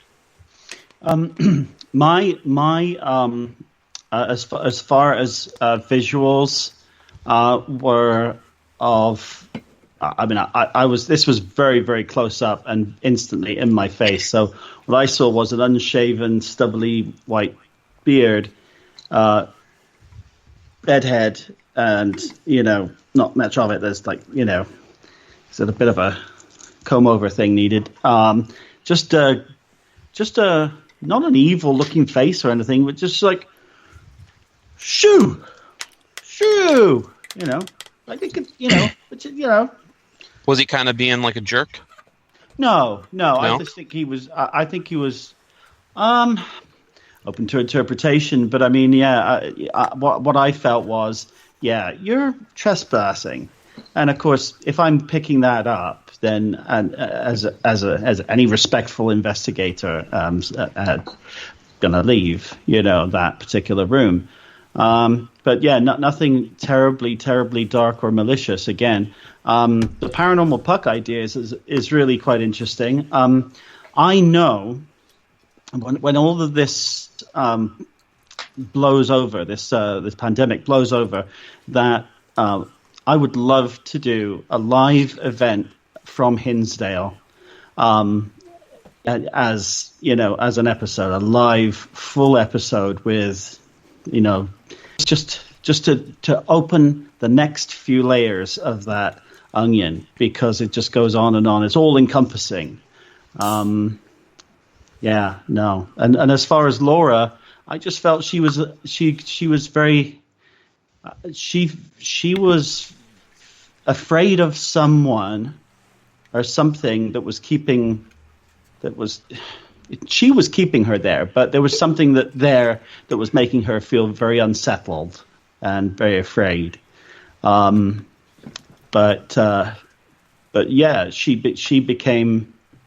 she saw me talking to a group of people for quite a while, and then she timidly appeared, and that was the third step from the bottom of the staircase. As far as the Indian chief, if he was a chief, or the Native American Indian, he was really, it's not about the devil and it's not about demons. This is my family, my tribe, my land, our land, sacred. Why do you do these things? And I mean, who could have known what he meant by that? But of course, you don't have to be a history expert to know. Well, what happened. His tribe was driven off of the land, and what have you.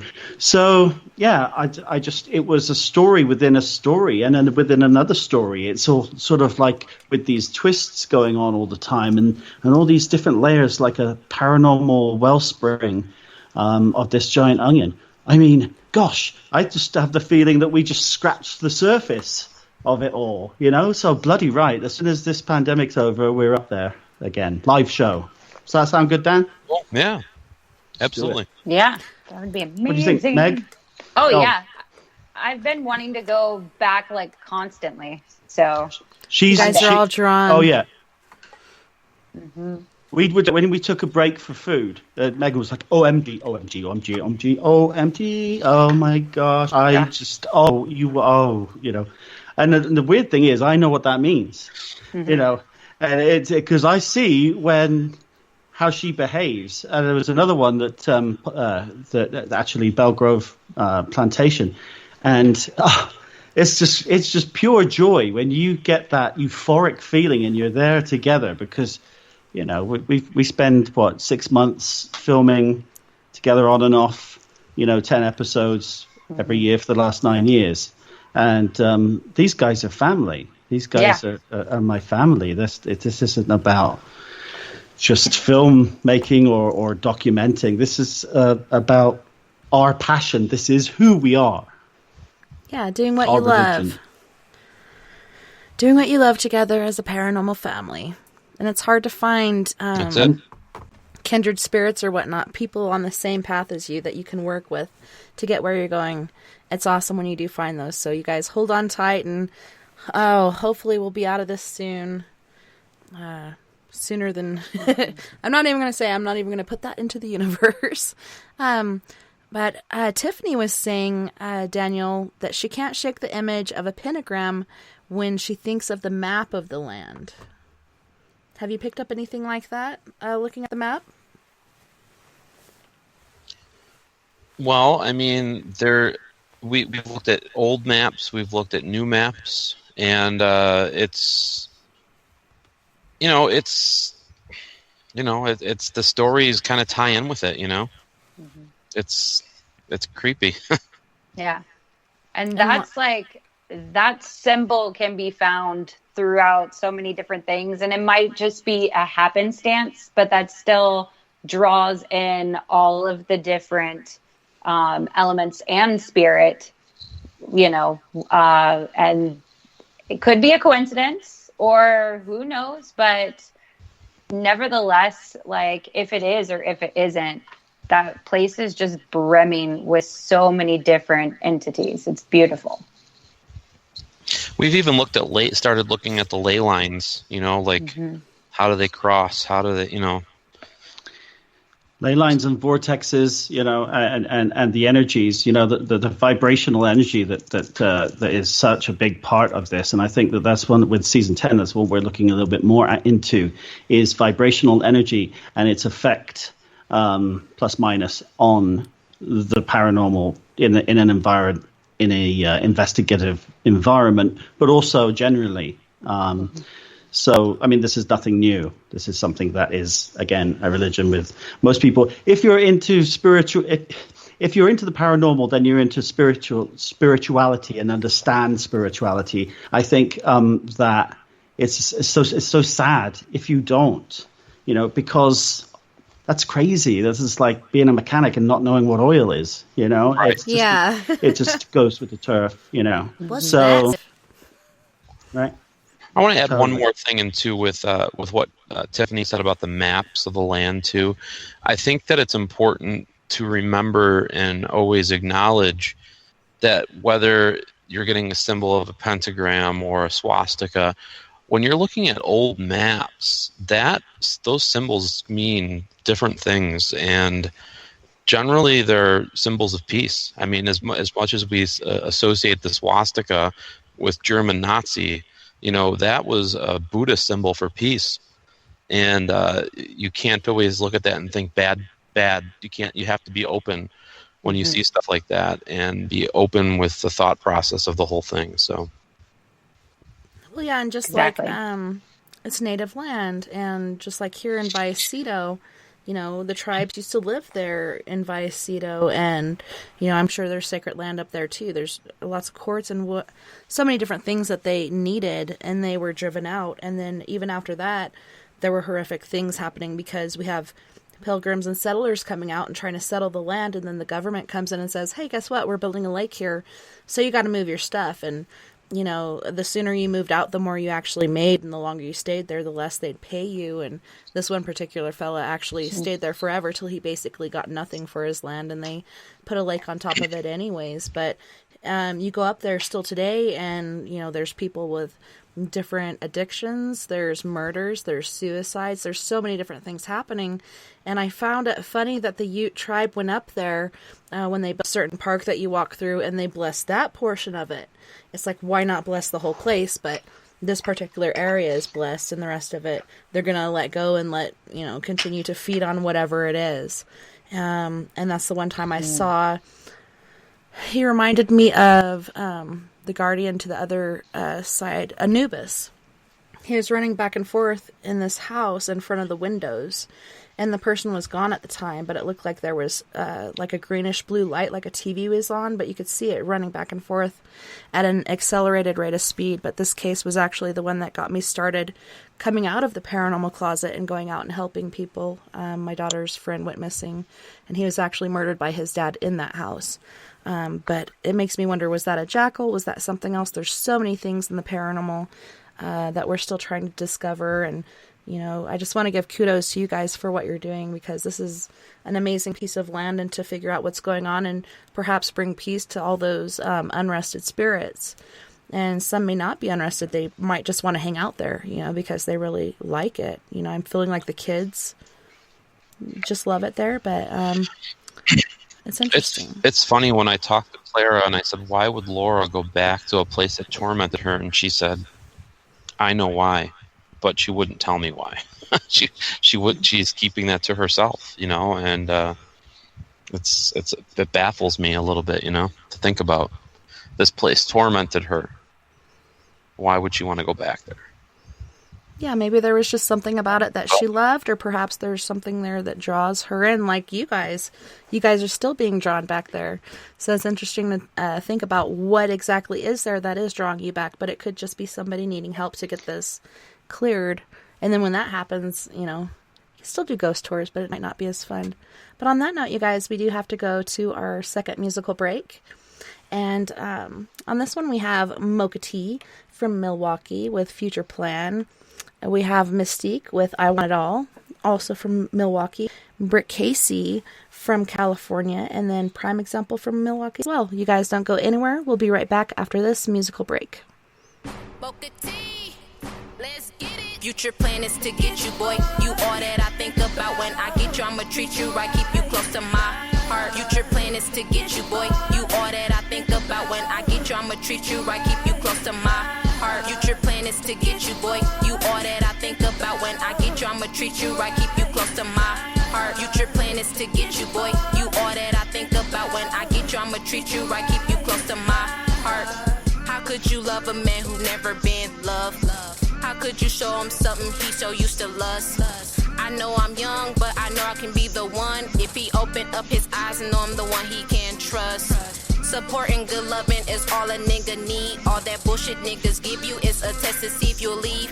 And if you leave, you are not a strong queen. Cause a queen will stay still, pray and be there for her king. Future plan is to get you, boy. You all that I think about when I get you. I'ma treat you right, keep you close to my heart. Future plan is to get you, boy. You all that I think about when I get you. I'ma treat you right, keep you close to my heart. Future plan is to get you, boy. You all that I think about when I get you. I'ma treat you right, keep you close to my heart. Future plan is to get you, boy. You all that I think about when I get you. I'ma treat you right, keep you close to my heart.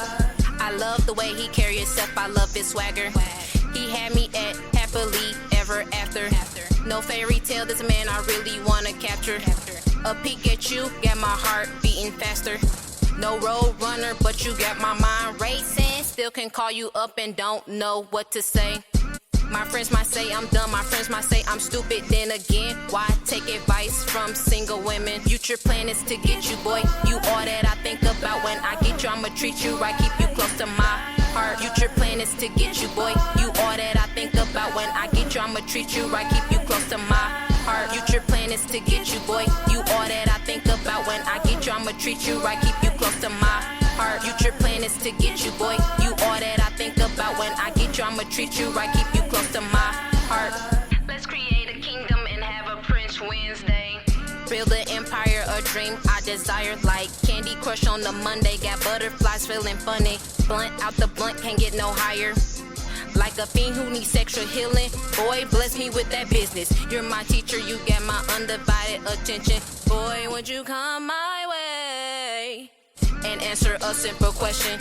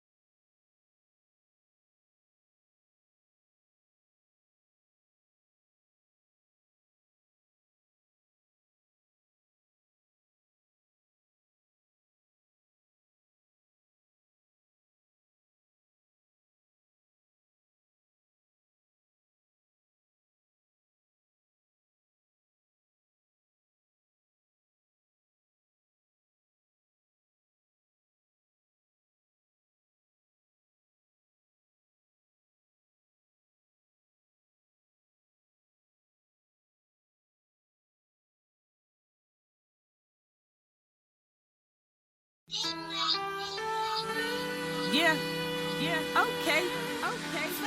I want it all. Even if you stepping out of bounds, keep balling.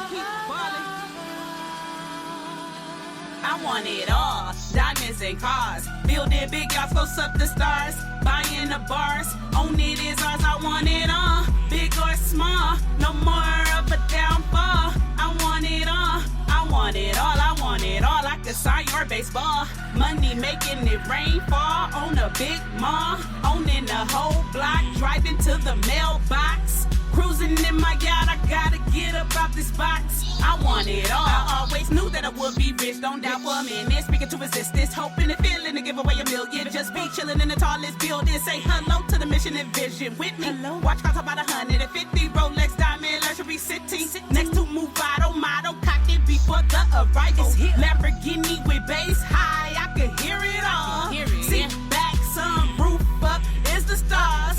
High performance cars, super saloon, exclusive rims spinning hard. Always wanted to build a park, obstacles to enter. A lot more for the kids, recreation centers. I want it all. Red bricks, cream coated, painted marble fountain as I pass, walking the stone path, heated pool, home theater for all of my family. Wanna do it for my city. Can't wait to see the chandeliers hanging from the ceiling. I want it all. Diamonds and cars, building big yachts, close up the stars, buying the bars. On it is ours. I want it all, big or small. No more of a downfall. I want it all. I want it all. I want it all. I could sign your baseball. Money making it rain fall on a big mall. Owning the whole block, driving to the mailbox. Cruising in my yacht, I gotta get up out this box. I want it all. I'm inside of a dungeon, life involves repercussions. Could the consequences leave me boxed up, feeling suction?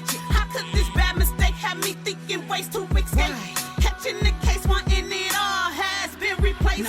Look at a cellmate face, I know they can't relate. Trust in the soul, heck no, it's to stay safe. Up in the place where my food is cold on my plate. It ain't no breaks, it's a time to concentrate. Watching my back, got stabbed by too many snakes. Who times dragged against the bars is a rude away. Mind race, body cold, hard to embrace. The situation made me think, why did I miss the hate? And common sense of being solved in so many ways. During the problem thoughts, I forgot I want it all. Forgot I had a dream to rule it, forgot to remember that all my fans had a thought that I can have it all. I want it all, staring at the walls, walking down the halls, wait for my collect call, supposed to be at a concert hall. Instead, I want it all behind bars, can't reach for a star. It's a fear. I want it all. I want it all. I want it all. I want it all. I want it all.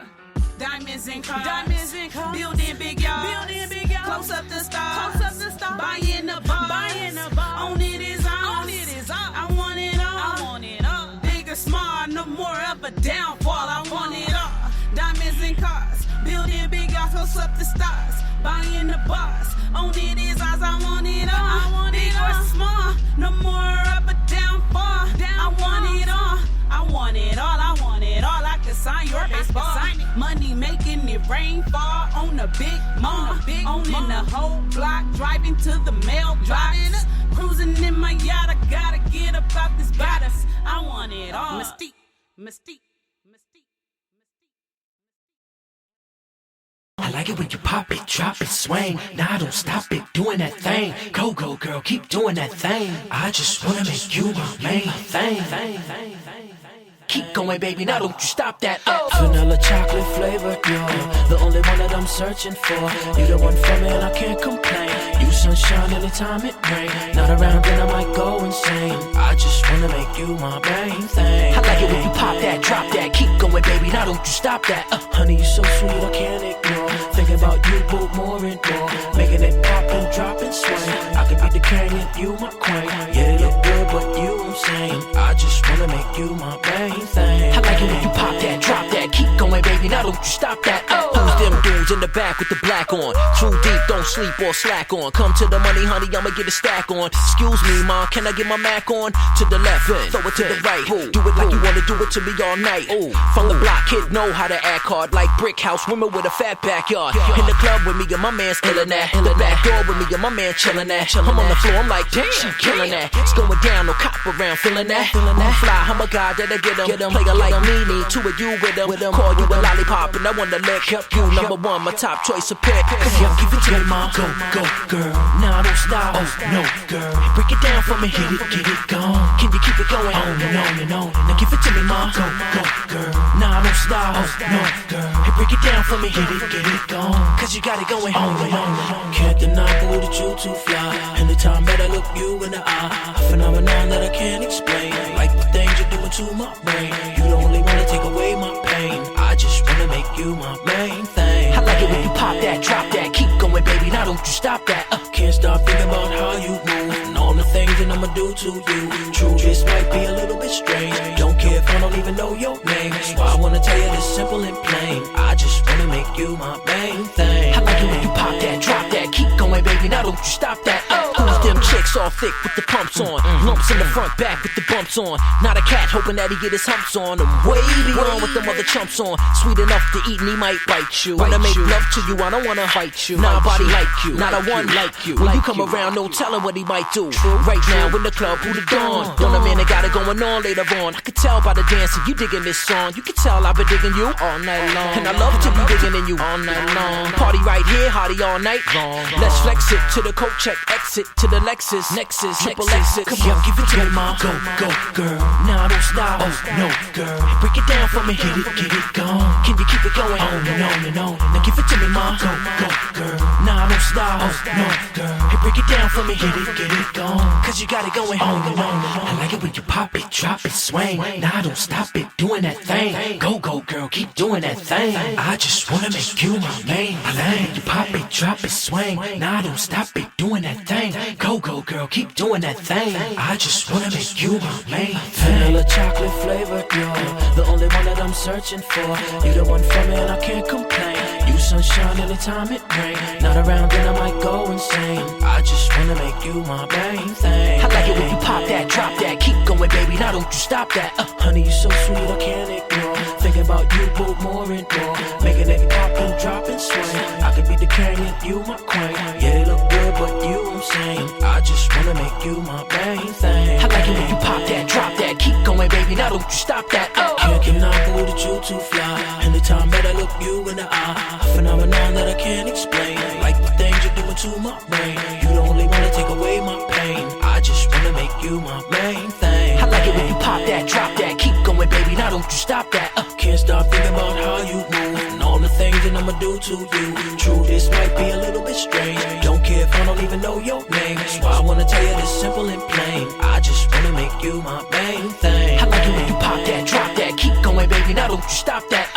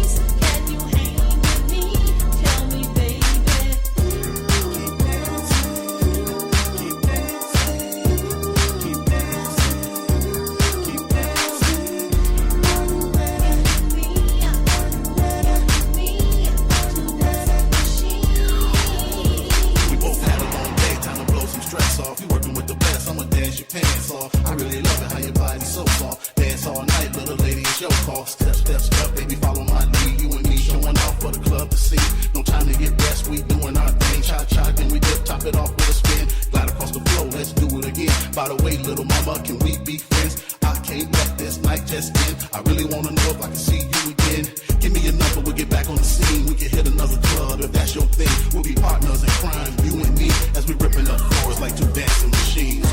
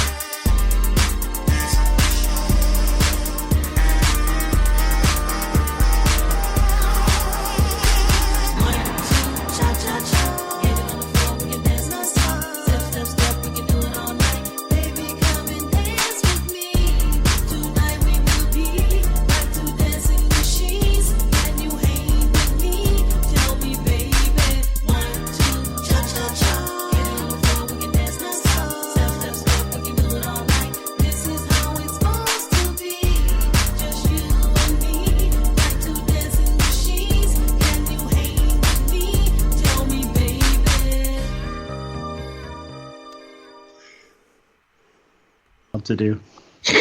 Welcome back, and thank you so much for joining us tonight on We Are Paradox Media's Late Night in the Rockies. Tonight we have the Ghost Finders, and that includes Daniel, Rob, and Morgan. You guys, welcome back. Thanks so much for hanging out with us, and it's so great to have you guys. Great to be here. Thanks for having us. Yeah. Morgan, Megan, how are you? Oh, I'm doing great, Dan. Good. Did I say Morgan? She's doing great, Dave. Yeah. Great, Dave. Thanks Russell, for asking. hey, Russell, are you there? Don't call me Russell. Well, we were talking on the break about having a moment of silence for those that have been lost during this time of COVID-19. So we're going to take a minute and do that. If everybody would like to join us, we're going to take a minute and be quiet.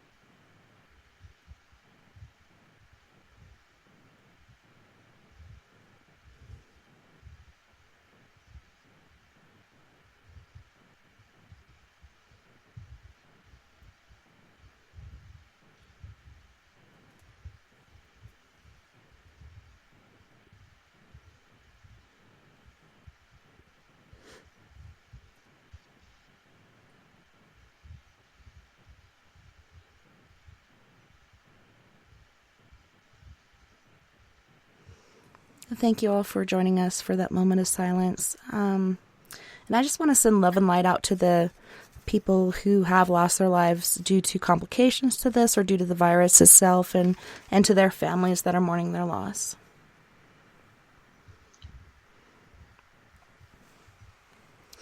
If any of you would like to say anything before we go on with the rest of the show, feel free to. It hits home for me. You know, I know quite a few people that have passed away. Michelle's sister-in-law that we were talking about earlier, Michelle from the Hinsdale House that helps with check-ins. She lost her sister-in-law. My cousin had it, and she's a nurse, and luckily she's recovered, and they're still keeping her quarantined for observation, trying to figure out how it's working, how the virus is working. But it's real, and it's scary to think about because they don't have a cure for it yet. And I don't want to get political here, but stay the course, guys. Stay the course. That's all I can say. Don't get infected by going out and getting mad because we have to stay in our houses for another couple weeks. When the time's right, we can all start doing things again, but this is all precautionary. Yeah, I mean, it's the easiest way you can become a superhero. Stay at home and watch the tube. Just stay at home and watch the Ghost Finders all day on Amazon Prime. Go. And I mean, what could be better with a bit of chips, some ice cream? But seriously, I mean, be your own, set your own example to everyone else. And I think that's one of the good things that's come out of this terrible situation, is that there is almost like a universal awakening, a global awakening happening, where people are saying, wait a second, I was so wrapped up in, does any of that really matter now? It's like, we've got each other. You see terrorist organizations making truces. You see, all this stuff going on around the world, and people just taking a minute and just being. And I think that is one of the very few positive things that's coming out of this terrible situation. Megan, did you have anything to say? I've had a lot of friends affected by it as well. One of my close friends lost her grandmother, and her aunt is in the hospital with it at the moment too. And yeah, I completely agree with what Rob said, and I hope that this just keeps continuing. People, we're all still human. Everybody has like these differences, but we should band together and take this time to like really reflect inwardly. I also am very thankful too that the earth has been like able to take a breath with just how we've kind of like stopped doing certain things that we're used to day in and day out. And I'm hoping that we can actually like, yes, it's good to get back to a sense of normalcy, but I hope we find an even better, I always say, like, I'm looking for that Star Trek level of coexistence and living together with nature, technology, and all of that. Hopefully it's going to be a step in that direction.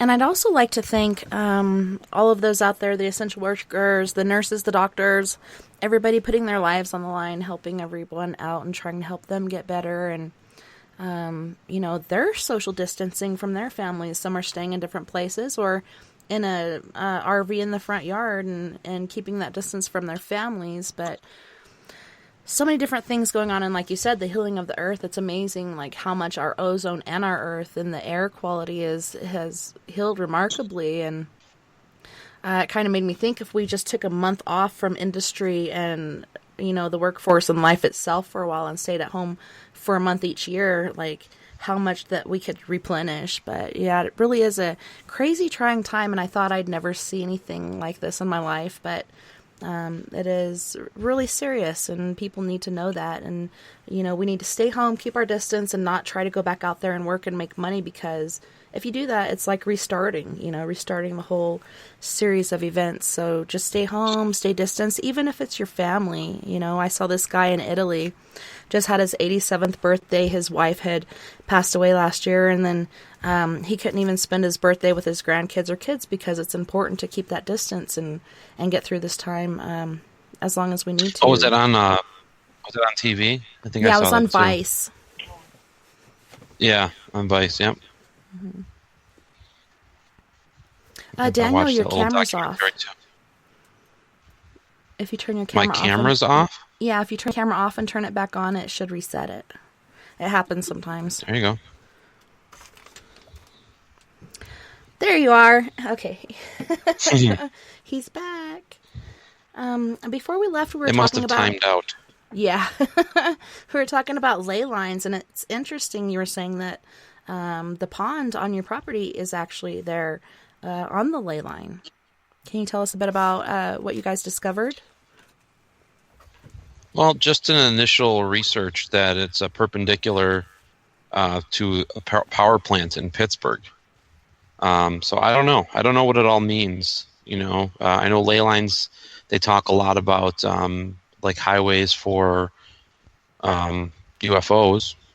So that could make sense as to why there's been UFO sightings there. But there's 2 ley lines that crisscross right in the pond. Is that an energy? I mean, Rob, what do you think? I think. I mean, you've got what? It's the 77th parallel, right? Yes. Going crisscrossing through part of that property. I think that one of the things. Well, I grew up. Okay, let me tell you. My home county is Wiltshire, which is where Stonehenge is. So I was about 25-minute drive from Stonehenge. Growing up, and there's no two ways about it. That the level of, we were talking about vibrational energy.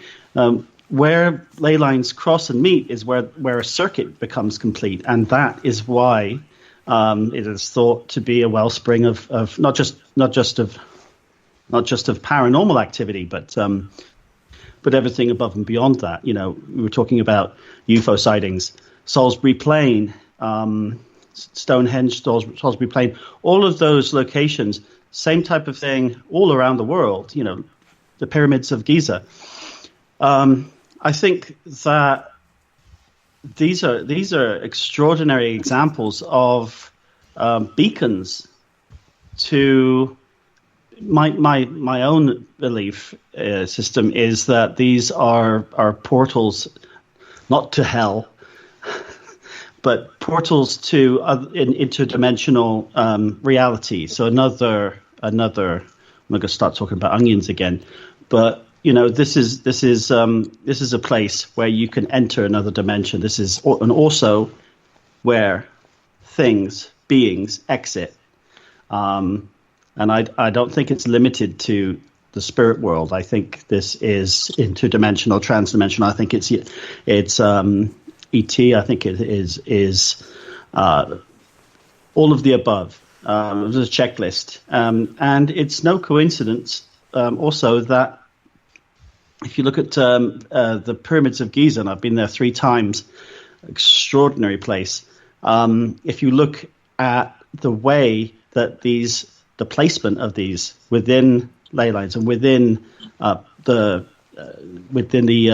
markers, if you will, of the stars, we didn't have the technology. Okay, we were building mud huts in Europe. We were Stone Age. And they're putting up these incredible buildings that we couldn't even make in this day and age with such precision. So I think that the surface of this planet and below the surface, just below the surface, is a library of information about the civilizations that have lived here and where they've come from below. My feeling is that every few centuries, every millennium, it's like the Earth is a giant Etch-a-Sketch. So you shake it because it's all it's all full of clutter, and there's all these oil mines, and then there's look at this going on. This is not good. Just shake the Etch-a-Sketch, and if you're wondering what the heck is he talking about, then you're not from my day and age. This was the time when we went out and played in the yard. But giant Etch-a-Sketch. Look at it like that, and it all starts again. So, yeah, it's a reset button that the ley lines are wired around the Earth to monitor what is happening on Earth, and as a way of communication of what is going on, a journal, if you will, in real time of what's going on to who? To what? Who is it that's taking this information? So that's my own personal theory, about why a lot of this stuff happens. It would also explain the level of activity of any place that falls on the ley line, that falls in these vortexes.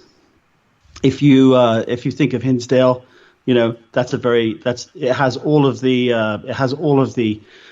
right formula. It has the water nearby, so you've got the like a semi-thermo conductor. You've got the you've got the limestone as well. It's got it all, and I think that acts as an all-encompassing circuit which generates waves that these beings can operate, and spirit can operate on in many different ways. But yeah, it's all very, very. That's what I love about this. It's very subjective. It's very theoretical, and that's what makes it so wonderful. Not knowing is theory is everything until it's there, until you're there, and it's the journey getting there that is what fascinates us. For sure. Megan, with your witchcraft and such, do you guys ever interact or use ley lines or intersections of ley lines for any sort of thing, or are you aware of it with what you use? I know you know as a person, but like using witchcraft, is that a part of it at all or no? It definitely is. Sometimes we will do it super specific, but there's so much that we would say the ley lines are like the big thing that has a lot of people know about. They've been marketed. There's so many other different avenues to tap into, kind of just like I was talking about with the trees and stuff too. But yes, most definitely. We'll use ley lines. Direction is a big thing. With a lot of ritual too, I'll have to make sure I'm pointed north because of who I'm talking to and those earth magics. And the veil and the dead are also associated with the north in different things. It's just, and it's not necessarily that yes, you have to do it exactly that way. It's just because you can mold clay with your hands easy. You can also pick up a tool and do the artwork that you're trying to do. Somebody else can mold that clay with their hands in a different way and make another piece of art. It's all just easier tools to help you connect with that intent you're trying to put out. So yeah, there'll be definitely key ingredients that I'll make sure to bring and use. But ley lines, yeah, it's very powerful. It's just a lot of magics and energies and like that extra amp of that vibration that spirits can use, that you can use to, it's like taking, here's my music analogy again. It's like taking, before you were just using the keys of the piano, right? You take that same intent in magic and you put it on a ley line and you tap into it the right way. Well, now you're at a concert stadium and that ley line helped hook up that sound. And now there's so many more that can hear it than just those that are kind of gathered at that one piano. That's what I think. That's awesome. Music. Oh, that's that's the main thing I missed when I went to boot camp and stuff when I was in the Marine Corps was music. You know, I always thought it would be TV or something, but in reality it was music, and I didn't realize it until I was on the bus to MRP and the bus driver turned on the music, but he turned it on so slightly that you had to be very quiet and able to in order to hear it. And for me, it's like the universal language as well as the universal medicine. Like, it's so healing and it has so many different properties and different things that it can do. It's amazing. The world we live in. Yes. Now, you know what? I just want to say... I just wanted to say, if you ever get the chance to visit one of the most extraordinary places that I've visited in the last 5 years is actually known as thought again by some to be the root chakra of planet Earth, and that is out in California. And we were up there on the mountain, so sorry. Chris, Rob, I have a question for you from the chat. From Chris. Sorry. Yeah. He wants to know if there was any spirits at the pyramids when you went. Anything that you tapped into when you're at the pyramids? So the first and second time, the first and third time I was there, wasn't related to the paranormal. I was just it was. I'm interested too. So I mean, that's it was cultural. But the second time, I did do a number of times. I attempted to connect with spirit, but I was actually a little bit disappointed. I wasn't able to do that. I think really a lot of it is tours were coming through and tour guide after guide after guide after guide. In Abu Simbel, the temple there at Abu Simbel, which was actually moved back about 200 feet from Lake Nasser because there was a flooding. So UNICEF came in and they divided all up into blocks like a big jigsaw puzzle, moved it back a few hundred feet out of Lake Nasser, and then they put back together like a big giant. I mean, what? But now there, I felt a connection with spirit. Very, very ancient. Very, very ancient. And it was just. That's so cool. Like a conduit that I was way too powerful. It was like touching a pylon. So yeah. So anyway, this mountain, as I was sort of like that. I hope that answers your question. Pyramids of Egypt are very, very, very beautiful and all the rest of it mystical. But Egypt holds so much more, so many more secrets than just the pyramids. Okay, spend a month there, like I did. Okay, 3 times. But spend a month there if you can, or at least a couple of weeks. Go up north through the oasis. Yeah. I mean, this was back in 1989, 1990. Holy crap! I wasn't even born yet. So, don't start. Oh, you're gonna date yourself, youngin'? He was a twinkle in the old man's eye. So. Hey, love, where were we 5 years ago? I can't think of the name of the bloody mountain. It's ridiculous. I've got stage fright or something. 5 years ago? Come on, I told you this. Hang on a minute. You were at a melon? No, hang on 1 second. Oh, okay. You take it over, and I'll be right back after these messages. All right. So where were we? Ley lines and such. Basically, yeah. Go ahead. Yeah. We go off on tangents sometimes. Well, it's interesting how he said that there was that flooding and then they had to move things. And I wonder if that woke stuff up, because you don't hear a lot of times when people go to the pyramids or other places and they have these different interactions with entities and such, but once they move things, it kind of wakes things up, It unsettles the dust and different things come out, and it's pretty intriguing what happens with movement or reconstruction or whatnot.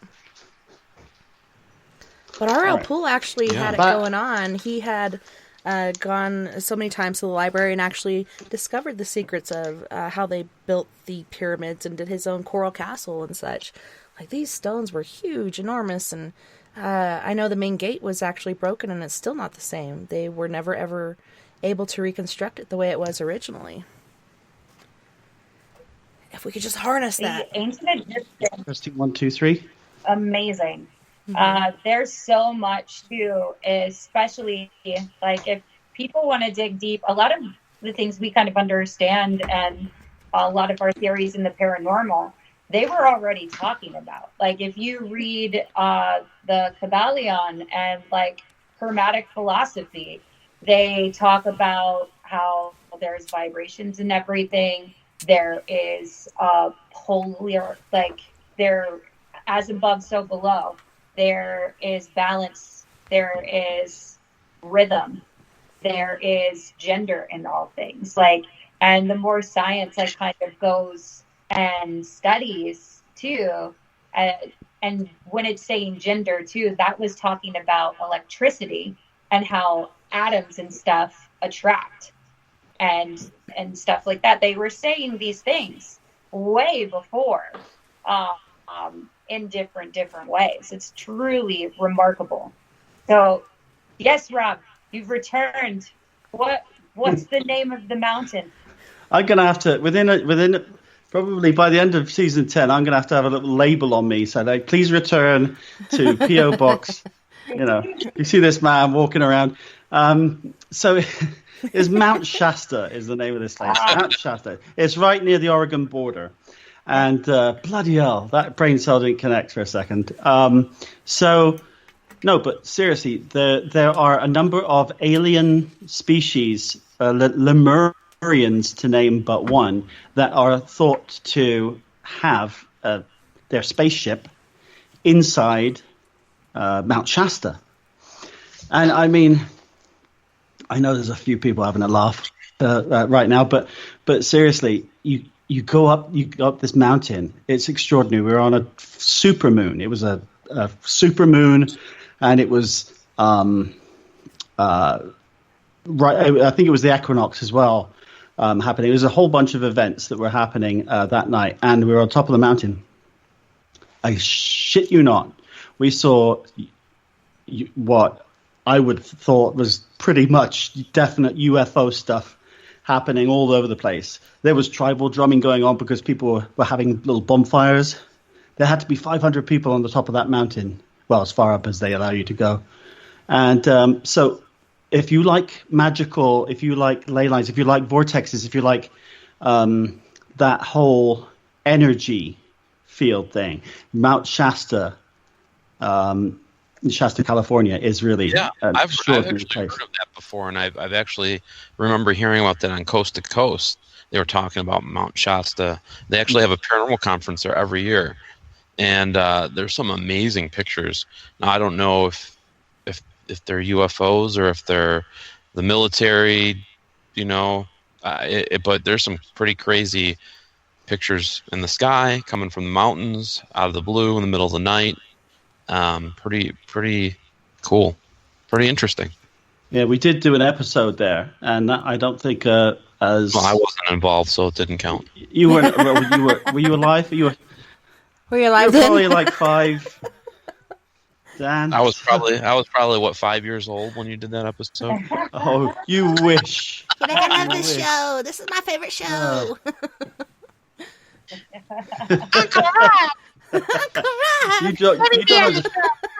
You don't understand like what I have to deal with this guy. Like, he's constantly busting my ass about it. It's you need a treat to watch. It really is. Yeah, I do. What a joy! What a delight! You can't pay for this kind of service. I guess you could. You should start your own business, Daniel. No.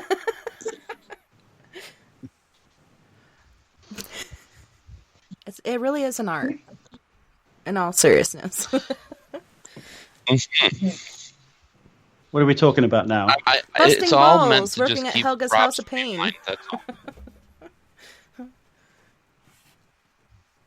Daniel's got one of the things that I've noticed about Dan is that he's all the people he surrounds himself with have got this fantastic vibe about them. They're all just like on the level. They're all very open, and I think that's it's his porousness, spiritual porousness, to be able to detect that, and his being so genuine that is really the only main reason why I put up with his bullshit, and I think it really is, it's very heartwarming. Megan, of course, now she looks like this is like beautiful, innocent, and but she gives me hell. If I'm not like, she's like, oh, Rob, there's this little thing called filming, and we have 3 minutes. So, she can be vicious. Yeah. I'm going to strap you into the car, and I'm going to take you on a drive again if you don't get your ass up on the 3rd floor. Yeah. But, you know what a drive means. So big happy. Never. Mm-mm. It's a big happy family. I mean, what can I tell you? And I hope you'll be able to see a little bit more of that interaction off camera, on camera, off camera, with season 10. It's great. Good stuff. 10 seasons. Behind Congratulations, the scenes. you guys. That's amazing. Congratulations. I've worked hard for this. Daniel's worked many years. Yeah. I came in at the right time. You did. You really did. You just like the Americans. Like the Americans right coming into the Second World War, just like right before the end. Yeah, I'll get some flack for that, won't I? But seriously, there's that's an important thing. That's a really important thing, if you think about it. If there's anyone that doesn't get along, if there's any of that sort of friction, well, that's going to sort of interfere with that whole spiritual energy. Yeah, most definitely. I say that constantly. That is a belief that we hold. And you should be in the right mindset when working magics and tapping in and building those relationships with entities, because it is very impactful. You know what I mean? It's doing it responsible and safely, because if you have that pension, Rob, that you're talking about, or something, like, it's just not going to happen the way that it's supposed to. Good and good. Yeah, exactly. Can you not say the word pension when you're talking to me, by the way? I'm not quite there yet, dear. Right? Like, what are you trying to say? Bloody hell. Now then, Sonny Jim. Just don't call him mate. He doesn't like that. Mate? What's up, mate? Well, that's an Australian thing. About he's how not Australian. Come on. He's just the hand on the ship, huh? I mean, I'll tell you what. Hand on the ship. Our North Star and our rock is Heather Bordelin, our co-producer. She is a rock star. She's brought this. Is this an R-rated show or is this a clean show? I'm not going to get into any of that. You're able to speak freely. Actually, marked it not safe for children. You can talk about how Rob's trying to get laid tonight, then, by speaking. Oh yeah. Let's talk about that. No, what a kiss ass! Wow. Totally. Like, some Heather brown has, and it's downhill from here. Thank Back you, to ley Dan, line, guys. Thank lay you for setting the line. tone. Last hour of the It's all show. downhill. Lay line. Yeah, you lay on your line, baby. And no, she is. She's a rock star from season 3. She sits is glued to her computer, as well as dealing with 2 babies, my daughter Lily and this baby, and just glue. She's the fabric that holds this show together. The very glue that holds this show together, along with this fantastic team of cast and crew that I'm lucky enough to be a part of. That's already that's the accreditation. That's the formula. There's no secret. It's just loving what we do and feeling and 2 passions. And for Megan and myself and for Dan, it's 2 passions are the paranormal and filmmaking, television, and that's and this is a great place where the 2 meet really nicely. So do what you love. yes. Keep you young forever. We can't even tell you're Paranormal preservation. What's that? I said Paranormal preservation. Hey, you shut up, you. No, you come on. Sorry, what, darling? What did you say? You're 32, right? That's true. And by the way, that Ghost Finder's hat. He's promised me one of those, and that hoodie. He's promised me a T-shirt. I'm still waiting for it. Where's Still waiting for it. It looks good. You're mate. a good model, by the way, Dan. Yeah. Come on, mate. Where's it at? Come on, mate. Megan, Dan is definitely the most fashionable. He's I the good stuff. I'm planning on sending out some mail tomorrow.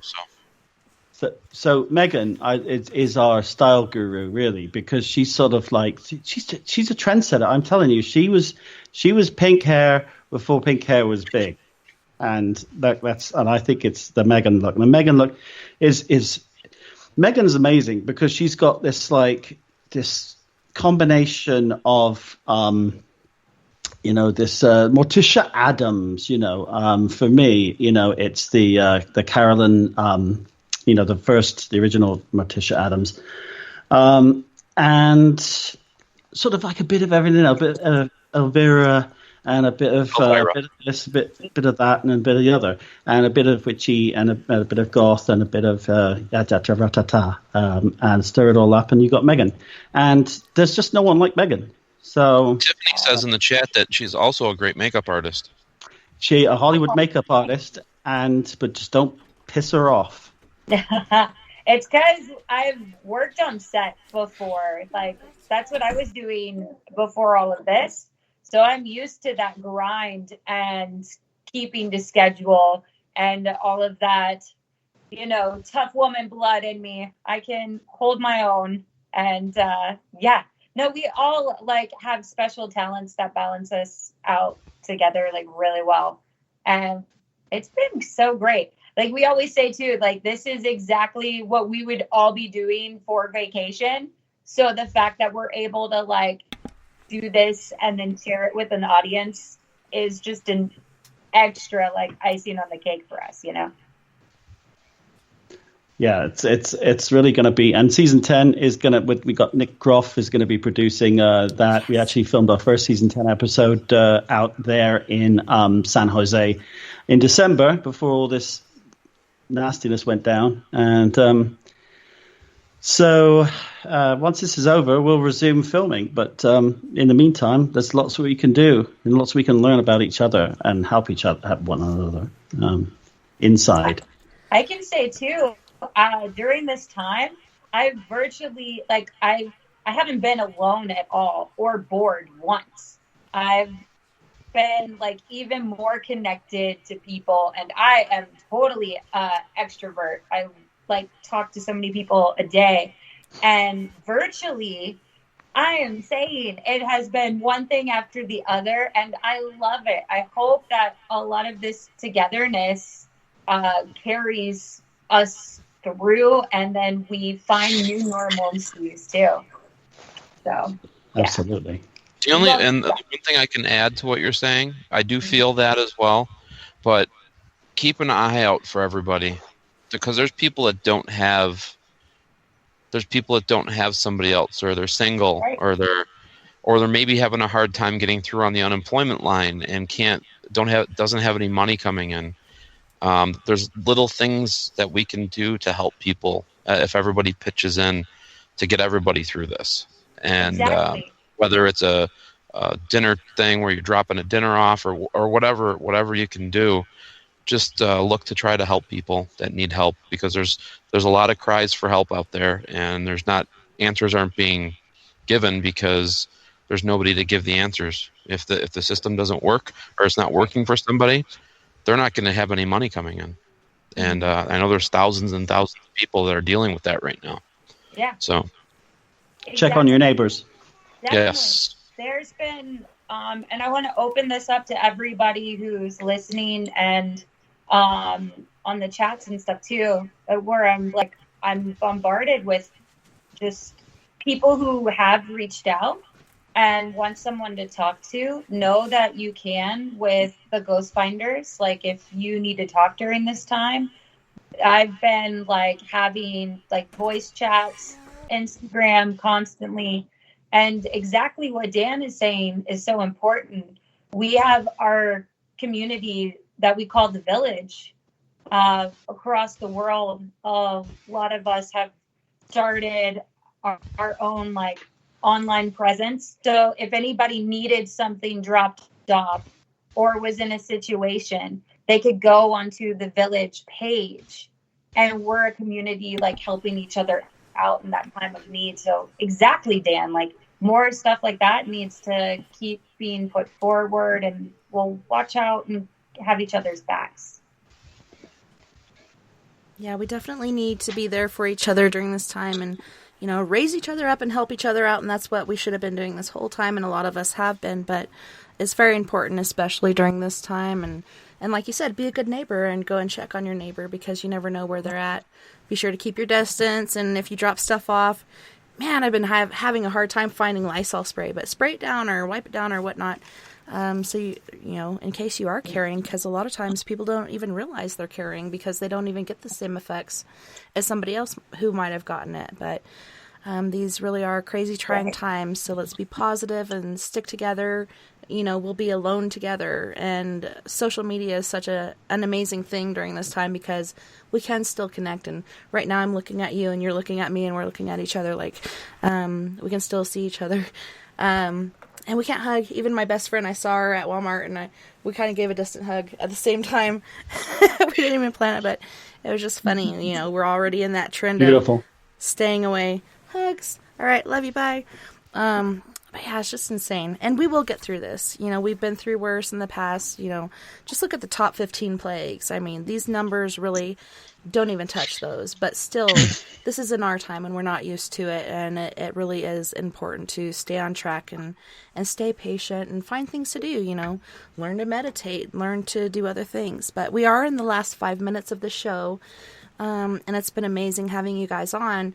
Which one of you would like to tell us the different links and places to find you guys to connect and to talk to you and to look and see your show? I gotta do the Amazon thing. I can give you my website. Go to danielklaes.com, and then there's a link for the Ghost Finders on my site, or you can go to theghostfinders.com. But my site will also have links to the Hinsdale House, events that I'll be at, and I know that the Ghost Finder site has that as well. So, you know, whatever, you know, you Google us, you'll find us very easily. We'll come up right away. Yeah, we'll come up right away. And at the Ghost Finders, as far as social media, you know, and our Twitter, Instagram, all of it, whatnot, you'll find on at theghostfinders.com. And also Facebook /The Ghost Finders or at The Ghost Finders. Mm-hmm. That's it. We'd love to hear from you. We'd love hearing from viewers and just from everyone in general. So join the Facebook page, the Ghost Finders Facebook page. Guys are doing giveaways from our sponsors, drawings and stuff like that. Get some ghost hunting equipment, some cool merch and stuff. I mean, you never know what Rob's going to give away. You just never know. It could be the best dad joke ever. I truly believe there's a bag of his shaved beard and a bag waiting to be auctioned off. I actually saw that happen a few years ago. Somebody had somebody's beard in a bag and they were taking it across country and it actually got lost somewhere, and I wonder who picked it up or who threw it away or what exactly happened to that bag of hair. I mean, it's insane. So you know, I gotta say it's been a delight being on the show. Thank you so much. It's been really fantastic, and it's just like just chilling and hanging out. And I hope everyone's enjoyed tonight. I certainly have, and I know Dan and Megan have. Oh yeah, 3 hours goes by so quick. Yeah, it does. I was actually 17 when we started this interview, and I was 4. Come on now. Yeah, people are generally like 3 hours, and I'm like, dude, it flies by so fast. You'll be like, man, is it 3 hours already? You know, there's no. When you first reached out to me about it, you told me it was 3 hours, and I'm like, it's nothing. You know, I don't even notice it. It's nothing to do with the 2 strong cups of tea that I've been having. Right. Long time, but. Hey, it's a lot to cover. So thank you again, and check us out on Amazon Prime, The Ghost Finders. Well, thank you guys so much again for being my guests, the Ghost Finders, and that's Klaes, Rob Thompson, and Megan Deputy. It was so wonderful having you on. And I hope to have you back again and talk about other places that you've explored, because I know we did kind of focus on the Hinsdale House, but like you said, just the energy coming off of there, how could you not? But thank you so much. Thank you. Thank you. And thank you to all of our friends and family out there on We Are Paradox Media's Facebook, Spreaker, Twitter, Periscope, iHeartRadio, and wherever else you may be listening this evening. I had a wonderful time, and I can't wait to do it again next weekend when we have the Paradox Paranormal Forum, and we have Mr. Andrew Gonzalez and his sidekick talking about their paranormal adventures. But you guys, don't forget, we're all in this together. Together we can make the world a bit better, and together, my friends, we are Paradox Media, because without you, there really is no us. If you'd like to join us on the Skype after party, feel free to look us up under Tessa.N.Thomas30 or give us a call at 90-335-9596. Until next time, nighty night, love and light. Have a wonderful rest of your